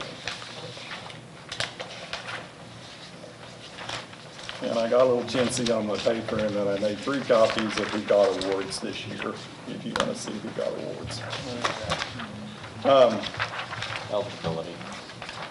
If you look at the MIRMA benefits handout that I gave you, that shows what our rate per 100 has been for the last 13 or 14 years. We have very little fluctuation in the rate per 100. That doesn't necessarily mean that your cost is going to be the exact same as it was, because we base things on payroll, and your all's payroll typically creeps up a couple % each year. So that means your insurance cost is going to go up a little. It's a relatively simple formula that we use. We are a July 1 to June 30 year. So in January, our members tell us if they're going to be in for the upcoming year. We take that and we determine what our administrative costs are going to be, what our loss costs are going to be, and what our reinsurance costs are going to be. It's about $15 million. We divide that by the total payroll of all the member cities, and that comes up with our rate per 100, which is going to be $10.23 for this upcoming year. We then vary that for each city depending on the amount of property they have to the average of the association. So if you have less property, then you get a credit. If you have more property, then you get a debit, or you pay in a little bit more. Same thing with loss experience. We look at the last 3 completed years. If you've had bad losses in those 3 years, you will pay in additional, and then that money is returned to those cities that have had good losses. None of these calculations change the amount of money that we collect. It just changes who we get it from. I talked about the services. That's kind of at the bottom. One of the things that a lot of members seem to appreciate, in addition to the awards program, is we have an HR one call where you can contact an employment law attorney, and we pick up the cost associated with doing that. That way, if you're looking at making an employment decision, you have some expert advice. I'm sure your city attorney is a good attorney, but sometimes you want to run it by somebody that's in HR stuff all the time and public entity stuff all the time. To give you a little incentive, we also knock off $5,000 off your deductible. If you call them ahead of time, you follow their advice, and it still goes wrong. If we're able to defend you without a payment, then the deductible is waived completely. So that's kind of a nice program. We do all kinds of reimbursements, like police accreditation reimbursement. If you send your people to do LTAP training, or LTAP training comes here, we'll reimburse for the cost of doing that. APPA, RP3, I don't think you'll do electric distribution, so you don't care about that. Aquatic risk management reimbursements, we have lots of online training. Our costs are fixed, so if you add staff during the year, or if you add buildings during the year, there's not an additional cost associated with that. We don't do an audit at the end of the year to see if you added people. Because you're turning in payroll for the year that has just ended, when you have your own independent auditor out the following year to do your own audit, we have them send something to us that the number you told us was correct. Not that we don't trust you, but if we get somebody that is a little incorrect, that cheats every other city that's involved in the association. Convenience, we take care of everything for you. I talked about the control, our board of directors. If you have a problem and I can't resolve it, then you have access to our board of directors, which is city administrators, city clerks, finance people, personnel people. It's members of the association. So you're talking to people just like yourselves. So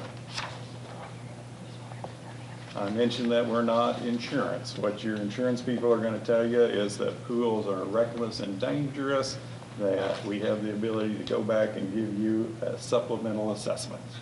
And we have the ability to give you a supplemental assessment.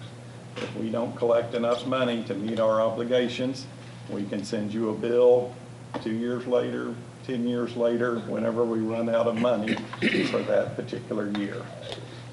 If you look on the back, you'll see where it talks about assessable, sorry, the back of this sheet. We've done one supplemental assessment in the last 35 years. It was done and covered a 3-year period, years 98, 99, and 2001. You can see the amount of money that we collected. It totaled $2.3 million that we got. It was about 16% of the current year's assessment. Ironically, in those same 3 years, we returned $3.2 million to the membership. What had happened in the late 90s or mid 90s, our board of directors felt we were holding too much surplus and they wanted us to give a bunch back. So we returned like $10 million and we had to get 2.3 of it back. And it's a lot more fun to give it away than it is to get it back. So we're a little more cautious now. Our current fund balance is, well, the audited fund balance at the end of last year was 19.7 million. It's a little over 20 million right now. Where that is important, MIRMA pays the majority of claims out of our own funds, but we do purchase reinsurance in the event of a catastrophic loss. For property, we pay the first $500,000 out of our own funds, and then MIRMA is reimbursed for the additional cost through Travelers. They have our first layer, and then various other insurers for the upper layer. On our liability, we cover the first $1 million, and on our work comp, we cover the first $1.25 million. All of our reinsurers have AM Best ratings of A or better. They're like Travelers, Midwest Employers Mutual Insurance Company, Genesis. They're big insurers. This $19 million, if we were looking at having to do an assessment for property losses, we would have to have at least 38 more property losses in a given year above what we had anticipated having before we would exhaust our $19 million in surplus. For the others, you're looking at like 19 claims more than we anticipate and 15-ish claims more than we anticipate. It is extremely unlikely to happen. We've done this a long time and we know what we're doing. So 19 is not even going to be an issue for us. Let's see, vested, you become vested in the association after a few years. Usually around year 7 or 8, we start returning money because the statute of limitations have ran and most of the claims are starting to close at that point. Last year we returned $1 million. We returned another $1 million surplus this year. Volunteer fireman benefit. I included the firemen's work comp and their buildings in our proposals. The one thing that we do that's kind of nice to take care of our volunteers, the work comp statute says you have to pay volunteer firemen $40 a week if they're hurt and can't work. Well, you're not taking very good care of your people that are volunteering to help you if you're going $40 a week. So we pay them what a normal paid fireman would get if they're not able to work. It's not gonna help the bank president much, but it's gonna help, you know, the guy that works at the lumberyard. So. How about that? Are you the bank president or do you work at the lumberyard? Kinda. Okay. Both. That one guy that's a Bob who works Yeah. there. He's a multitasker. That the only one you got? I think so. All right, I've prattled on a whole bunch. Also on the coverage comparison, if you look at the property values, I think I had like 23 million as far as our property coverage. We also do 120% of scheduled value. So if you have a building down that you got listed on your schedule as $1 million and it takes 1.2 million to build it back, then you're gonna have sufficient limits.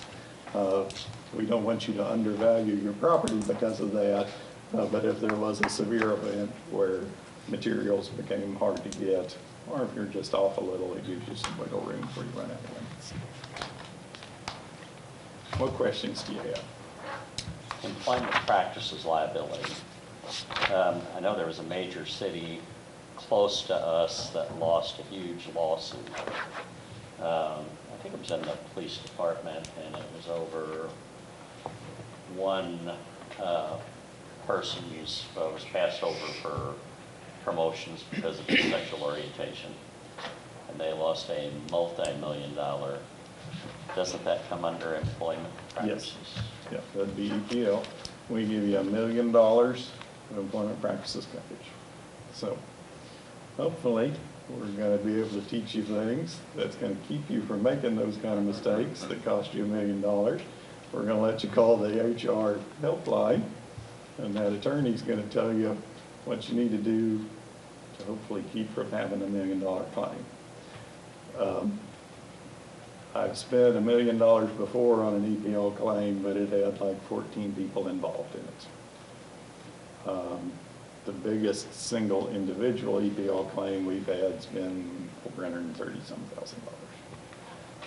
You know, and one question that's come up recently with this whole COVID-19 thing, you know, where does the coverage start?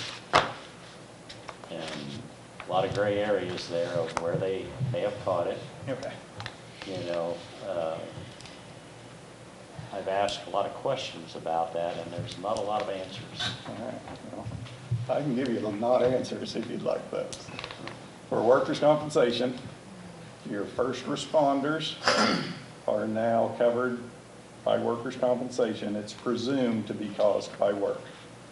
So when a work comp claim comes in for COVID-19, we send the people off to get tested, and everybody has testing readily available right now. And we can determine if it is truly COVID-19 or not. We've got about 8,000 covered employees. We've had maybe 10-ish COVID-19 claims come in.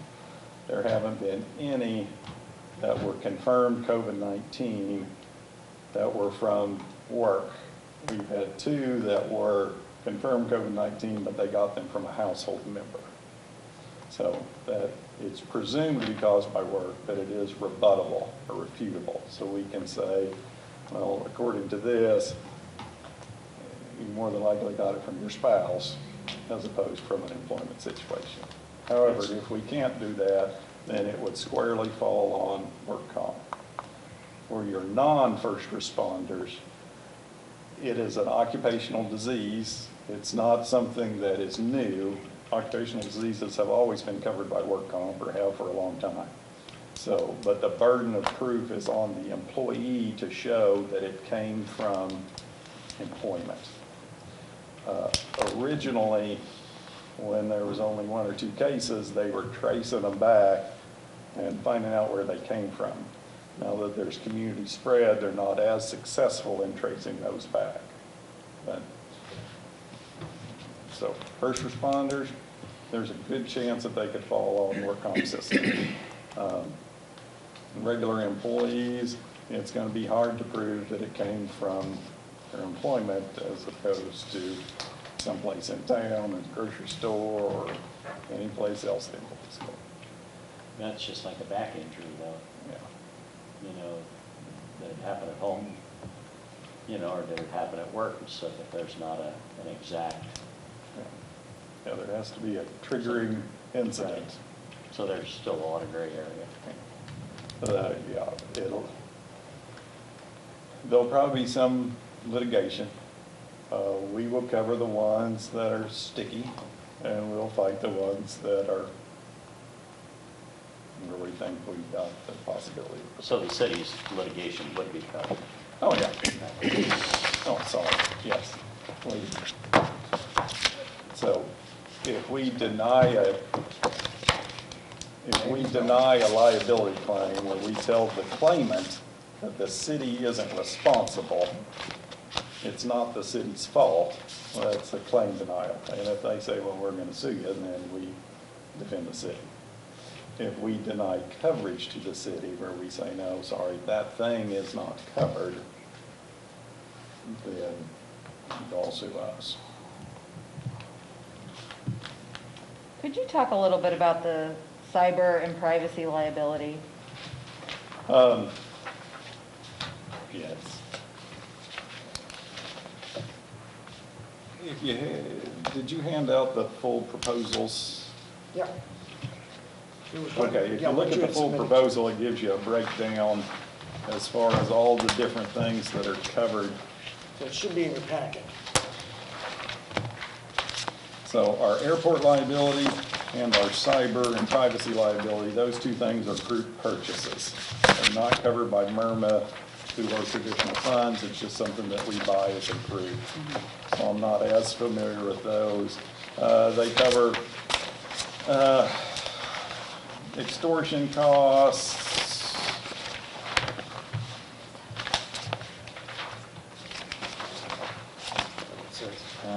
sorry. And this one doesn't have the breakdown of it. It covers extortion. So if somebody locks up your data and you can't get to it, it covers costs for notification. There's some money for data rebuilding, things like that. So what it shows here is privacy and cyber liability, $500,000 per occurrence, $500,000 annual aggregate and deductible of $10,000.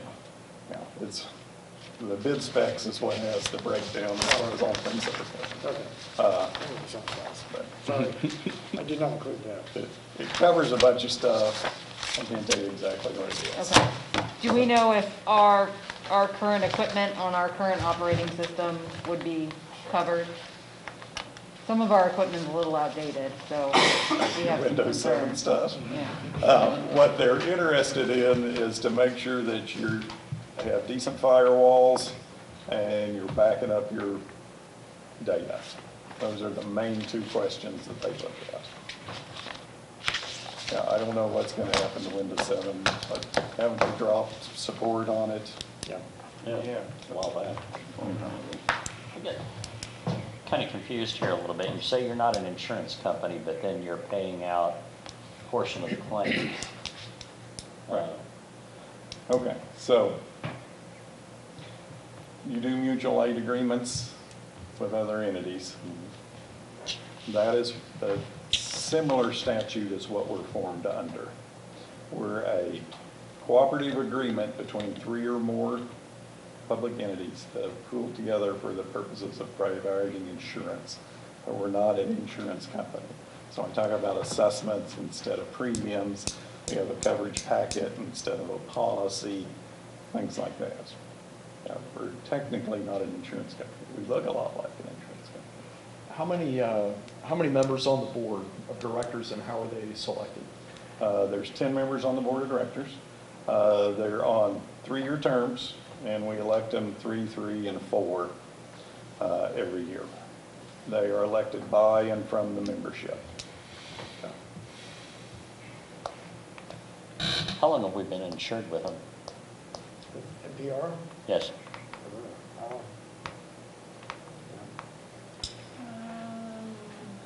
2012-ish, 2013? I was gonna say at least 5 years, so. But NPR is different than these guys. Oh, it is, okay. Yeah, this is Merma. The ones Right. that we're currently insured with is NPR. Oh, So okay. it's totally different. So we start in our first year of our 3-year vested. First year, right? Well, it's more like a 7-year. 7 year? Around 7 years is when we start to return money. This year, we returned money from 2015. So this was like a 5-year. But you have to be a member. Mm-hmm. The money is turned back, is returned as a credit on your following year's assessment. So, yeah. Merma was the first pool in the state of Missouri. A few years later, NPR started that covered Kansas City cities. And then Slate was started in the 90s to cover St. Louis cities. And about 10 years ago, NPR decided they wanted to leave Kansas City and try and go out statewide. And they picked up some counties and some schools and things. Oh, and they, at that time, they went from their direct marketing where they dealt with their own members to using brokers. Have any of the cities you've been associated with, them? Festus, repeatedly we went with Travelers, so, and Harrisonville was NPR, so, but was Festus a charter member? No, they were probably mid-80s. Okay. But, I mean, they're still with them today. It's pretty uncommon for anybody to ever leave. We think overseas, we do a good job. Any other questions? Thank you very much, sir. Thanks, guys. Thank you very much. So, something that sprung to mind was, are you considered an employee if you get a paycheck as an alderman? So if you get COVID from this meeting, would you be covered under workman's comp? Happy? I believe you would be. Oh, why not? I'm not calling my HR. Why attorney. not? He's gonna say no. Well, then we need to change that ordinance. So, are we not talking to You're an the current? elected official. Well, we Which need, is a different designation than an employee. Do what? see how he hits me with the legalities of it all? I was in your corner until he said that. I was in his corner until he said that. Right. NPR was not recommended by Lakeland.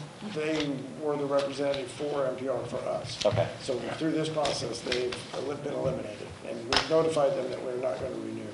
So how do these premiums renewal compare to what we had?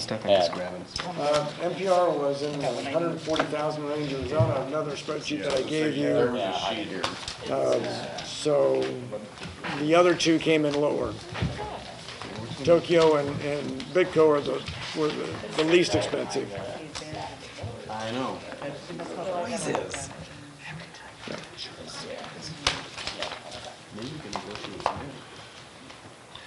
When does this have to be decided by? We need to decide this by the end of June, so we need to have a recommendation for the next meeting so we can get first reading, unless you're going to do 2 readings on the last meeting of the month. I may not be here, so you guys are going to decide. I hope I am, but you never know. I have two after me. So you guys decide. I'm just saying, man. And I think you've picked up on the differences early on. One is insurance, and there's a set rate, whereas the other is a pool. You have lower deductibles with Merma. You know, set deductibles with Tokyo or HCC and Bitco. But they've got higher amounts of coverage on the HCC part, or the Tokyo Marine or whatever it is. It's there's going to be good things and bad things. Merma does assessments of the cities for risk assessment. I don't know if they have the particular data one that you were asking about from the other group. But they probably can contract with somebody that could look at our software system and say, yeah, things are wrong, or here's what you need to do to improve it. Okay. Because they will come in and I mean, they're going to do safety inspections and Look at everything that you have, make sure that your paperwork is in order. And so help me, every time they'd come in when I was in Festus, they'd hit the drawer that didn't have everything ready. Every time. We could have everything set, no, that was the one drawer that didn't have all the information. But that was the thing we wanted to make sure with Lakeland, is that we had the people that we could talk to in case we had questions. Sometimes it's not just HR, it could be other areas that we need to get answers on. And most of them have connections that way too. So in your expertise, sir, what is your opinion on the MIRMA with respect to the 100-year floodplain and the federal flood insurance? So we actually are covered on some of our properties under federal insurance. What they're trying to do is pass that We do have liability. separate policies on some of our locations that require additional flood insurance. So we have that already. But it's not, I mean, they're under separate policies that we pay those yearly. Okay. Yeah, so that'd be What are the those NFIP. I'm just thinking. Some of the lift stations, I think they're all lift stations. What would be the wells?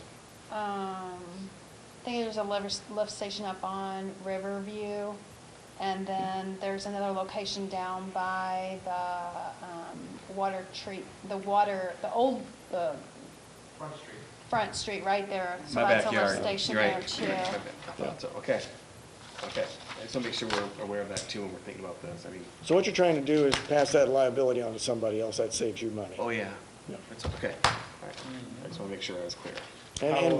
How difficult was it to process a claim with MIRMA in your past experience? Not difficult.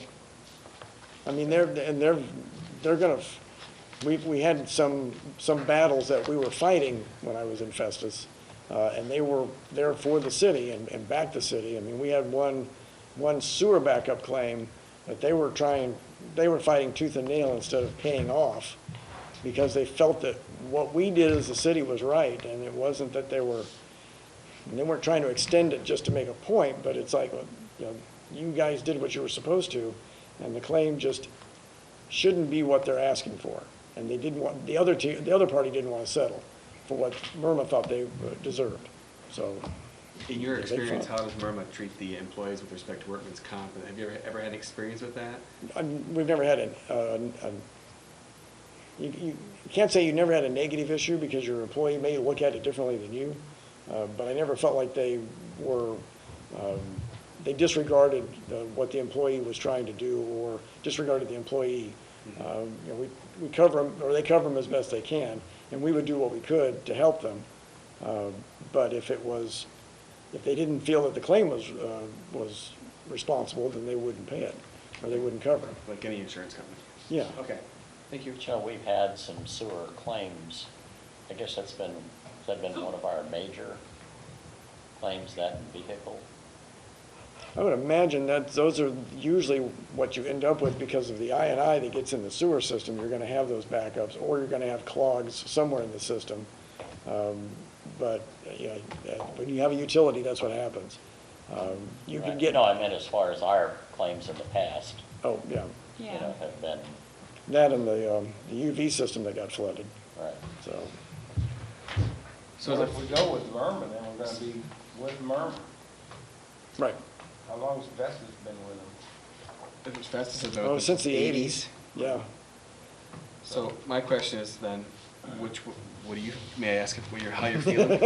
As an expert that we hired to help manage, or to manage the city, how do you feel? I had somebody else ask me that earlier, and I'm not the one that makes the decision. But we rely on you and your expertise to guide us with our decisions. Would you agree with that assessment? By the way, defer was a strong word. Let's not let that person, now that he's had time to reflect on it. There we go. So if I go by experience, I've had good experience with MIRMA. I think they are responsible with what they do as a pool and as an entity that helps you as a city do things right. So we may have some growing pains as to what we need to do as a city when we get into this group. Whereas the other group is going to be just, pretty set. They'll bring some people in that will assess. I just don't think they'll be as dogmatic, or as because they're not going to be local, they're probably not going to be here as much and be on our case as much. Or, they're going to whereas Merma needs to bring you in line to keep those rates down. The other group won't be as involved because they're not local, they're not here. That's not, you know, it may not be all of their part of the job. I know that they want to do more and they will try to do more, but I have not had experience with them, so I can't say, you know, yeah, we had them and had great, you know, they were in all the time and cleaned things up and got things, you know, we did things safely. The last experience I had with an insurance company was having somebody just come in once and do an assessment instead of 5 times a year. Well, that's critical feedback, because frankly, I felt like Lakeland better represented Bitco and Tokyo in the presentation. And I was more impressed with the value-add services that they had. But they're also salesmen. And they're polished sales Now, do you guys. see why? Do you see why I pressed happy for that? Absolutely. Okay, he was a bit resistant. He was a little reluctant. Well, somebody laid some groundwork for you early on that. Okay, thanks, brother. Not saying it was me. I didn't mean to cut you off there. No, I apologize. I did. No. And I want it to be known that I did not have, you know, I came into this looking at all of these groups, and I wanted to look at them fairly, because, you know, you've got a relationship with Lakeland, they're local. I haven't had a relationship with Merma, I understand them. We're working with NPR now, I've worked with them. I like the 2 recommendations we had come in. I think they were responsible, so. And I like the local end of it, I really do. I'm kind of biased, I know Lee and I don't know his son, but Lee is an outstanding man, he's a man of integrity, so. I like that HR component, not that we are doing anything wrong, but I feel like. I mean, I've worked with them for forever, and anytime we've ever needed anything, you know, you go to them and you ask, and you always get an answer or whatever you may need, so. Well, and I love Bob's thought on it, like we can marry a formally documented employee appraisal with credentials that they've earned their way through certain things throughout the year to be able to make decisions on bonus or. And documented programs too. Professional I mean, I've used some of those before, the MBR things, those are you huge. track it. I mean, I had a guy recently and stuff that lost his driver's license in 2018. So what do you need from us then? He's been driving a company From this point? I need it's almost like just a consensus They of expired. what Which group one you we're want us going to bring. with?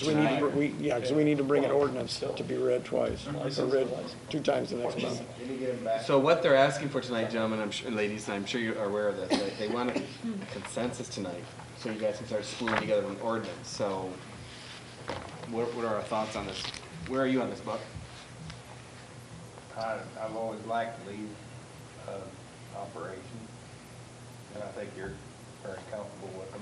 I mean, I'll work with anybody who you tell me. Right. I mean, I'm comfortable with either or. I've never, Some of those large deductibles are, you know, those are only if you need them and stuff, so some of those numbers are kind of misinterpreted, but. Murphy's Law, though. Right. What are you thinking, Mike? That's why I quoted on the employee practices, because. I could never discount Happy's experience, but I mean, and it was polished salespeople doing it, but I thought Lakeland was a better choice, but. That's 2 for Lakeland. What are your thoughts? I do like the courses that's a big selling point. I know. With some of our other arguments that we've had on other issues outside of insurance, you know, pay scales and whatnot. Back in the day, Saberliner had a similar program where we had courses that we had to take periodically throughout the year to make sure everybody was on target. And Was that through their insurance? It wasn't, no. Can we get that? I mean, we could find something like that. I'm sorry to cut you Yeah. off, but we could find something like that, administer a program separate Yeah. from an insurance plan, Yeah, correct? I forgot the name of it, but it was a separate entity that was Like that time. SHRM for, Maybe not at no cost. SHRM for Right, human and it resources, won't et be at cetera, no et cetera. cost, they are in charge. Yeah, and looking through the list of those classes, a lot of them could be, so, I mean, that's just a big selling point to me for that, and then just the cost breakdown, you know, cost is a little less, but the leasing option also. Right, that's fine. But, you know, The it's a bigger deductibles. risk. Mm-hmm. Yeah, So- $4,000 savings. I could go either way. I do like the local aspect, but Bob, what are your thoughts? Well, I mean, I like the educational portions also. I like the And the idea. cyber. I like as cyber. Another person involved that you can call. You know, I still don't know. Evidently, when you belong to this association and they absorb some of the costs, part of your premium goes to them and part of it goes to the underwriter, the travelers, or whoever it is. I'm not sure about adding that different level of, you know, of question and stuff out there. But I mean, not because of the $4,000, I kind of like the local, and I like the different programs available. And I mean, you know, as far as the different numbers on the out-of-pockets and deductibles and stuff like that, Murphy's Law may apply, Mike, but not always. Yeah. You know, so I'd have to say local. Susan, what are you thinking, young lady? I don't know. I think if there's a nonprofit option, I think it's always worth looking into, especially if that's one that's gonna possibly save us in the long run. Mhm. If we were, I know any board can change their mind and go whichever way they want, but I think if we were to stick with MIRMA long-term, it would probably save us money. Just looking at it from a purely financial. Now, there are things on the Lakeland plan that I do prefer, but, I mean, you have a bad year and those deductibles could really add up. you know, because with Myrma, you know, if we're invested with them long term, eventually get some of that money back, whereas we're not gonna get the money back with Lakeland. Yeah, and I feel like MIRMA is gonna be, I get the impression they would be here more, working with us more, and they would be more proactive, where with Lakeland, it's more reactive. We need to call them, we need to, and I see MIRMA having more of an incentive to drive our costs down because that benefits the entire pool and therefore the entire organization. Whereas with Lakeland, what we're paying is tied to their commissions. And so I don't know that they're gonna work as hard to help us drive down our costs if it's tied to their commission. But it should be tied to our pool only. That's what Lakeland said, not with the bigger pool. Right. We should have more control over our own costs in the smaller pool, but Unless we have a bad couple of years. Right. And then it could skyrocket. Jeff, what are your thoughts, brother? I really like Myrna, but, I mean, I don't really want to, I don't know. There's a few things on either one that would be, but I think long-term, Myrna's probably going to be your best option. Because did he say it'd take like 30-something claims or whatever to really exhaust and put us into a financial pickle with the payouts? Mm-hmm. And the likelihood of big that one or would be- 30 little ones. Yeah. That's, I know those refunds are not huge. And it's a 7-year vested. I thought it was 3. He said something about 3 and then 7, but it's 7. Yeah, it takes 7 years to be, so. Well, in the last payout. But Festus has been with them since 5 80s. years ago. Right, yeah, it was based on 2015. So that there's a proven track. I keep looking at this form that says how long they've been with them, or cities, when we talk about Festus, they've been with them since the 80s. So, I don't know. I'm in the same boat you all are. I mean, there's some things I like on both these policies. I loved the sales pitch. It was much more polished from Lakeland. They had better answers for me for cyber and things and training, and I love that, right? But I was kind of drawn by the proactiveness of Myrma. I feel like they're I mean, gonna if they drive come our here- costs down to save everything. If they come here 5 times a year and do on-site training, if the employees sign up, that's an incentive. And we could actually, as Aldermen, you can require them to do certain training as well. Well, it's good. It sounds like right in the middle. So you want to call for a vote, Mayor? I mean, I think we all can. You want to? You got an odd amount, so you don't have to worry about breaking a tie. Do you want to just? I'm just going to say real quickly, which one of y'all? Do you mind if I just take? Which one of y'all want to go for Myrma? Raise your Well, hand. how did Myrma get Lakeland's numbers? I'm curious. We I thought about that too. We published it as, when I send it out to you all, it becomes public record and they ask for it. That's kind of a unusual, It was a shortcut, for sure. right? Everything we do though is public. I mean, even there's, all of our salaries, any taxpayer entity is public information. I've done Teacher some of salaries, those. city employee salaries, if someone really wants it, they can get it. I mean, he was just trying to best answer what questions we might have. And you can tell he's for- savvy. You can tell he's done this before because he found that information. He knew about it. Yeah. Right. Okay. Well, I'm not trying to drive this to get everybody home. I'm just asking what y'all think, so. Anybody got a quarter? Well, wait a minute. Let's first of all just feel, how many of you guys, how many of you, ladies and gentlemen, are leaning towards Murma at this point? I could be swayed either way. So there's 4. And how many are going more towards Lakeland right now? So, okay. And Joe just said, So which one do y'all want? So Ashley's the tiebreaker. Oh. Oh. Let me get Joe on the phone. He missed the pitches. Yes, he missed the pitch. I think with either one, you're not gonna be Say losing. yes or no. How big of a deal Or is Erode. this side? Don't get me wrong, I love the Like, idea of the with them local, being but I that just felt big of a Murma's more higher proactive. limit. One thing I did like about Murma was that's the just on-site the judgment damage. of firearms trade. Ah, That's a yeah. huge liability. Especially with what's going on The thing today. is, remember, all of their stuff is on site. Excess, okay. Yeah. They And do this is their on-site and this police is their training, expertise. Firearm training, Yeah. This is what they focus on safety solely. training. I mean, if you Right. watch the news in the past 2 days, then you know Oh my what I'm God. talking about, so. And Yeah. the grant program, that's another one for me that I think, Yeah, I didn't even think about, I forgot about the grant program. something we could definitely take advantage they're of. tearing me Oh, out. You know. and there's all kinds of, like you said, I like the volunteer fireman training benefit too. videos or programs The out volunteer there. fireman Ours is- benefit, that's huge. You guys, I didn't mean to cut you off. No, I'm you're so- fine. I was- And by the way, Mike, if I ever cut you off, I apologize. I think I might have I been do swayed that. for Murma, Sorry. so Get that right. Murma, I think so. then I think your consensus is Murma. I think we need to have an absentee. No, no absentee, no mail-in votes. President of the board. I mean, I don't walk away feeling bad about Murma either, you know. Hey, we still talk about alcohol. Either Oh, decision. God, I forgot about that. Well, I was in a hurry to go back to alcohol. Either decision I'm comfortable with. I think So I that's lean maybe a Murma misplacement. Sorry, I branch mean, I like just some didn't other want to people, drink anymore or with current less. events. Tournaments. We're fortunate to have a low crime community, but you just never know, and anything we can do to protect our police officers or just better ensure that they're trained, you know. Police officers, firemen. And Person the to firemen. person, and on-site training is a lot better than looking at a computer. Absolutely, Oh, I agree. especially when you're talking about safety.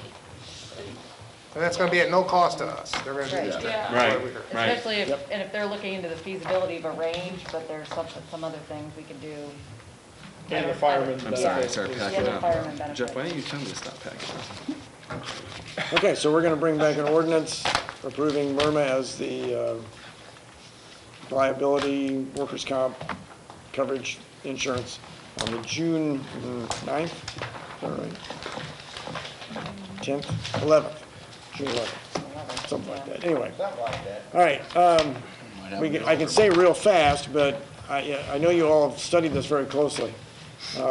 Section 600, we've had Mark Bishop go through the ordinance and modify it based on state statute. There were some things to update.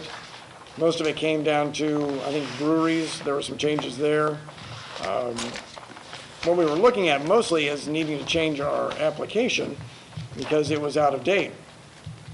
So to do that, we had to update our ordinances. So if there was anything that you wanted outside of what the state allowed, that's what we wanted to send this ordinance to you for. But I don't know if there was anything in particular that you know, stuck out at anybody that you wanted something different that the state didn't want. Usually you're looking at something more restrictive, not less restrictive, because you can't go less than what the state allows. There's one section that you had asked a question about. So, I kinda glad. on the temporary permits that we bring before you guys, in the ordinance, it states that I have the authority to issue those permits. but for some reason, it's always been procedure to bring them to you. The temporary permits are the ones that, like the civic organizations Yeah. that just have like a couple days Yeah. permit. So I didn't know if you guys felt like it needed to stay being brought to you, or if I can issue those when they bring them in. I think you can issue them. The application, You're the vet, right? yeah. Right, Yeah. the 2-3 day I've never events. heard one issue over the way we're doing it now. I'm for less red tape. Yeah. It'd be nice to be aware of those, but I don't feel like. Well, just like the expenditures you talked about earlier, I mean, Yeah, it as could long be as we're. put on a in spreadsheet, your- say in your these are the minutes and ones that you stuff. did. Yeah. We can issue, yeah, we'll just give you a list. Yeah. Like, unless they provide us with refrigeration. And that'll keep Don't the- go there, I'm getting. That will also keep the entity from who's applying for it. They can get the city approval right away, and then they can go get what else they need, and they don't have to wait for the meeting lag or whatever. They gotta get state approval too. Yes, they do. And we had talked about how we needed to update our license book. A year ago, you and I were talking about our current license. And there is no fee for those temporary permits, is that correct? Yes, there is a fee There is for a fee. that. Yeah, it's like Sorry. $37.50. Is that in here? Yep. I couldn't find it.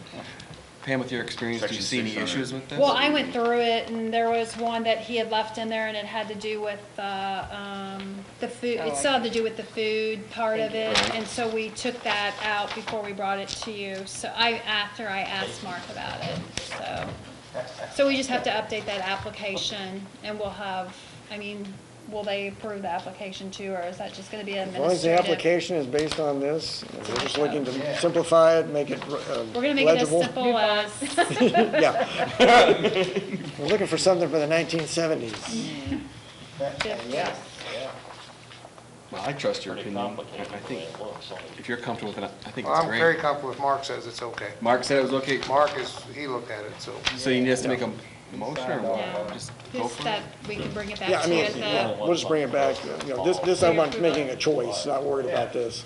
Do we do any kind of enforcement with this, especially like the Jurdafet is, very specific hours, very specific ABVs. I don't know that the city's ever enforced any of that when it specifically comes to Jurdafet. I think so. I think they shut down the beer booths at a certain. Yeah. Okay. They stop selling. It's Yeah. like you Yeah, have your that's stragglers, but Yeah. see what happens is most people leave the gardens and go to the Right. Horus, which is allowed till 1 o'clock or whatever. Well, I think my big thing is the ABV at 9.9%. That means you can't, if a local winery is set up for Jurdafet and they're out on the street, they can't sell their wine. Wow. Wine's 11 or 12%. Okay. So it says wine coolers, but since we've got a little bit of a history of wineries, maybe we need to consider changing it to include wine. There you go, there's at something, their there's something, percent. I'll ask Mark, see if we can make a change on that. Yeah, You go see. I mean, I was, I didn't catch that. nice They call. gotta make a lower percentage one. That is difficult, my friend, let me tell you. It won't sell in St. John. Is that just under the? I didn't say that, by the way. Yes, I believe that's the only place I saw the 9.9%. And I don't know, now that we have a place in town that's gonna be selling mead, I don't know if that is something we also need to include, because mead is its own class. Mead might be a distillery, and that's been included in here. So we did cover a couple of other types of manufacturing. Right, but I mean, if they wanted to set up Oh, at set another up out- location during Jurdafet, mead Okay. is its own class. So can't they set up at another location under a caterer's license? If they have one. You have to give But if one. they only have their state license, it's for their property only. Yeah. So you want them looking at mead Well, and wine? I mean, it's, I wonder if the initial thought on that was to keep them in their locations instead of having them come out. I don't know, but there is That's where one beer came winery from. that's right outside of town that always sets up Okay, yeah. downtown. They pay for a Like a booth. mash or something? Okay. I don't know, Do mead they just sounds like actually hemp sell it, or to do me, they like just clothing or do? something. Clothing, I Jeff, believe they clothing. do the sangria, Saw that but on Do if they they, sell it, or is I it? told you that last week. I thought they were selling. by the glass, I yeah. told you that last week. And there's also, And Eric chimed in to let you know. there's also nothing in here about the alcohol being contained. I know that alcohol at Jure de Fête is, in theory, supposed to stay in the area where you purchase it. At least that is what I had always heard, but if that's not in our code, You mean for like the temporary licenses or for the? well, for Jure de Fête, because, If you buy it when at I Lions, have stay at worked, Lions. yeah, when I have worked in beer gardens or whatever, it's the people who buy it, they need to stay here. However, with stands that they've been doing generally, the stand is just out on the street and there's no actual enclosed area. And that's the part that also I don't think has ever been enforced. I know it has not. Right. Well, it might be kind of hard to enforce it. Yeah, I would think it would be. And I have to ask the question, if you're gonna sell beer or any alcohol on the street, well, I mean, I understand being at a beer garden, but if we're on the street, what difference does it make? Somebody's walking up the street with a glass of wine or a, Maybe that's a Jure de Fête rule and not a well, I don't know. I'm not sure, but as a volunteer in the past, that is what we Yeah. were always told. Yeah. But if that's not a code issue and we have nothing to do with that. Yeah, then I I'll don't see where check. that's a Georgia Fest issue, I don't. So what I've heard from our excellent questions was we're gonna look into mead and wine and everything else is tickety-boo. Is what? That's old English for it's all good. It's all good? Is it all good? Come on, Ash, get up on. Yeah! All right. Yeah, right. There you go, Mayor. Tickety-boo. You ever watch Winnie the Pooh? Tickety-boo and tickety-boo. Not every episode. So it's changed. Oh, wow. I am old. Different content. You're not that old. It's official, Dave, I am old. No, you're not. Okay. Let's keep the age thing out of it, Gary. Yes, please. Okay. Is that it? That's it. Any other questions? Cuts at a price. I think we're done. We're all done. Good meeting, thank you all very much. Thank you. Once you're at a McDonald's, oh, yeah, you can't. You have to go up to No, it's fine. McDonald's, right? Might as well. McDonald's opens here.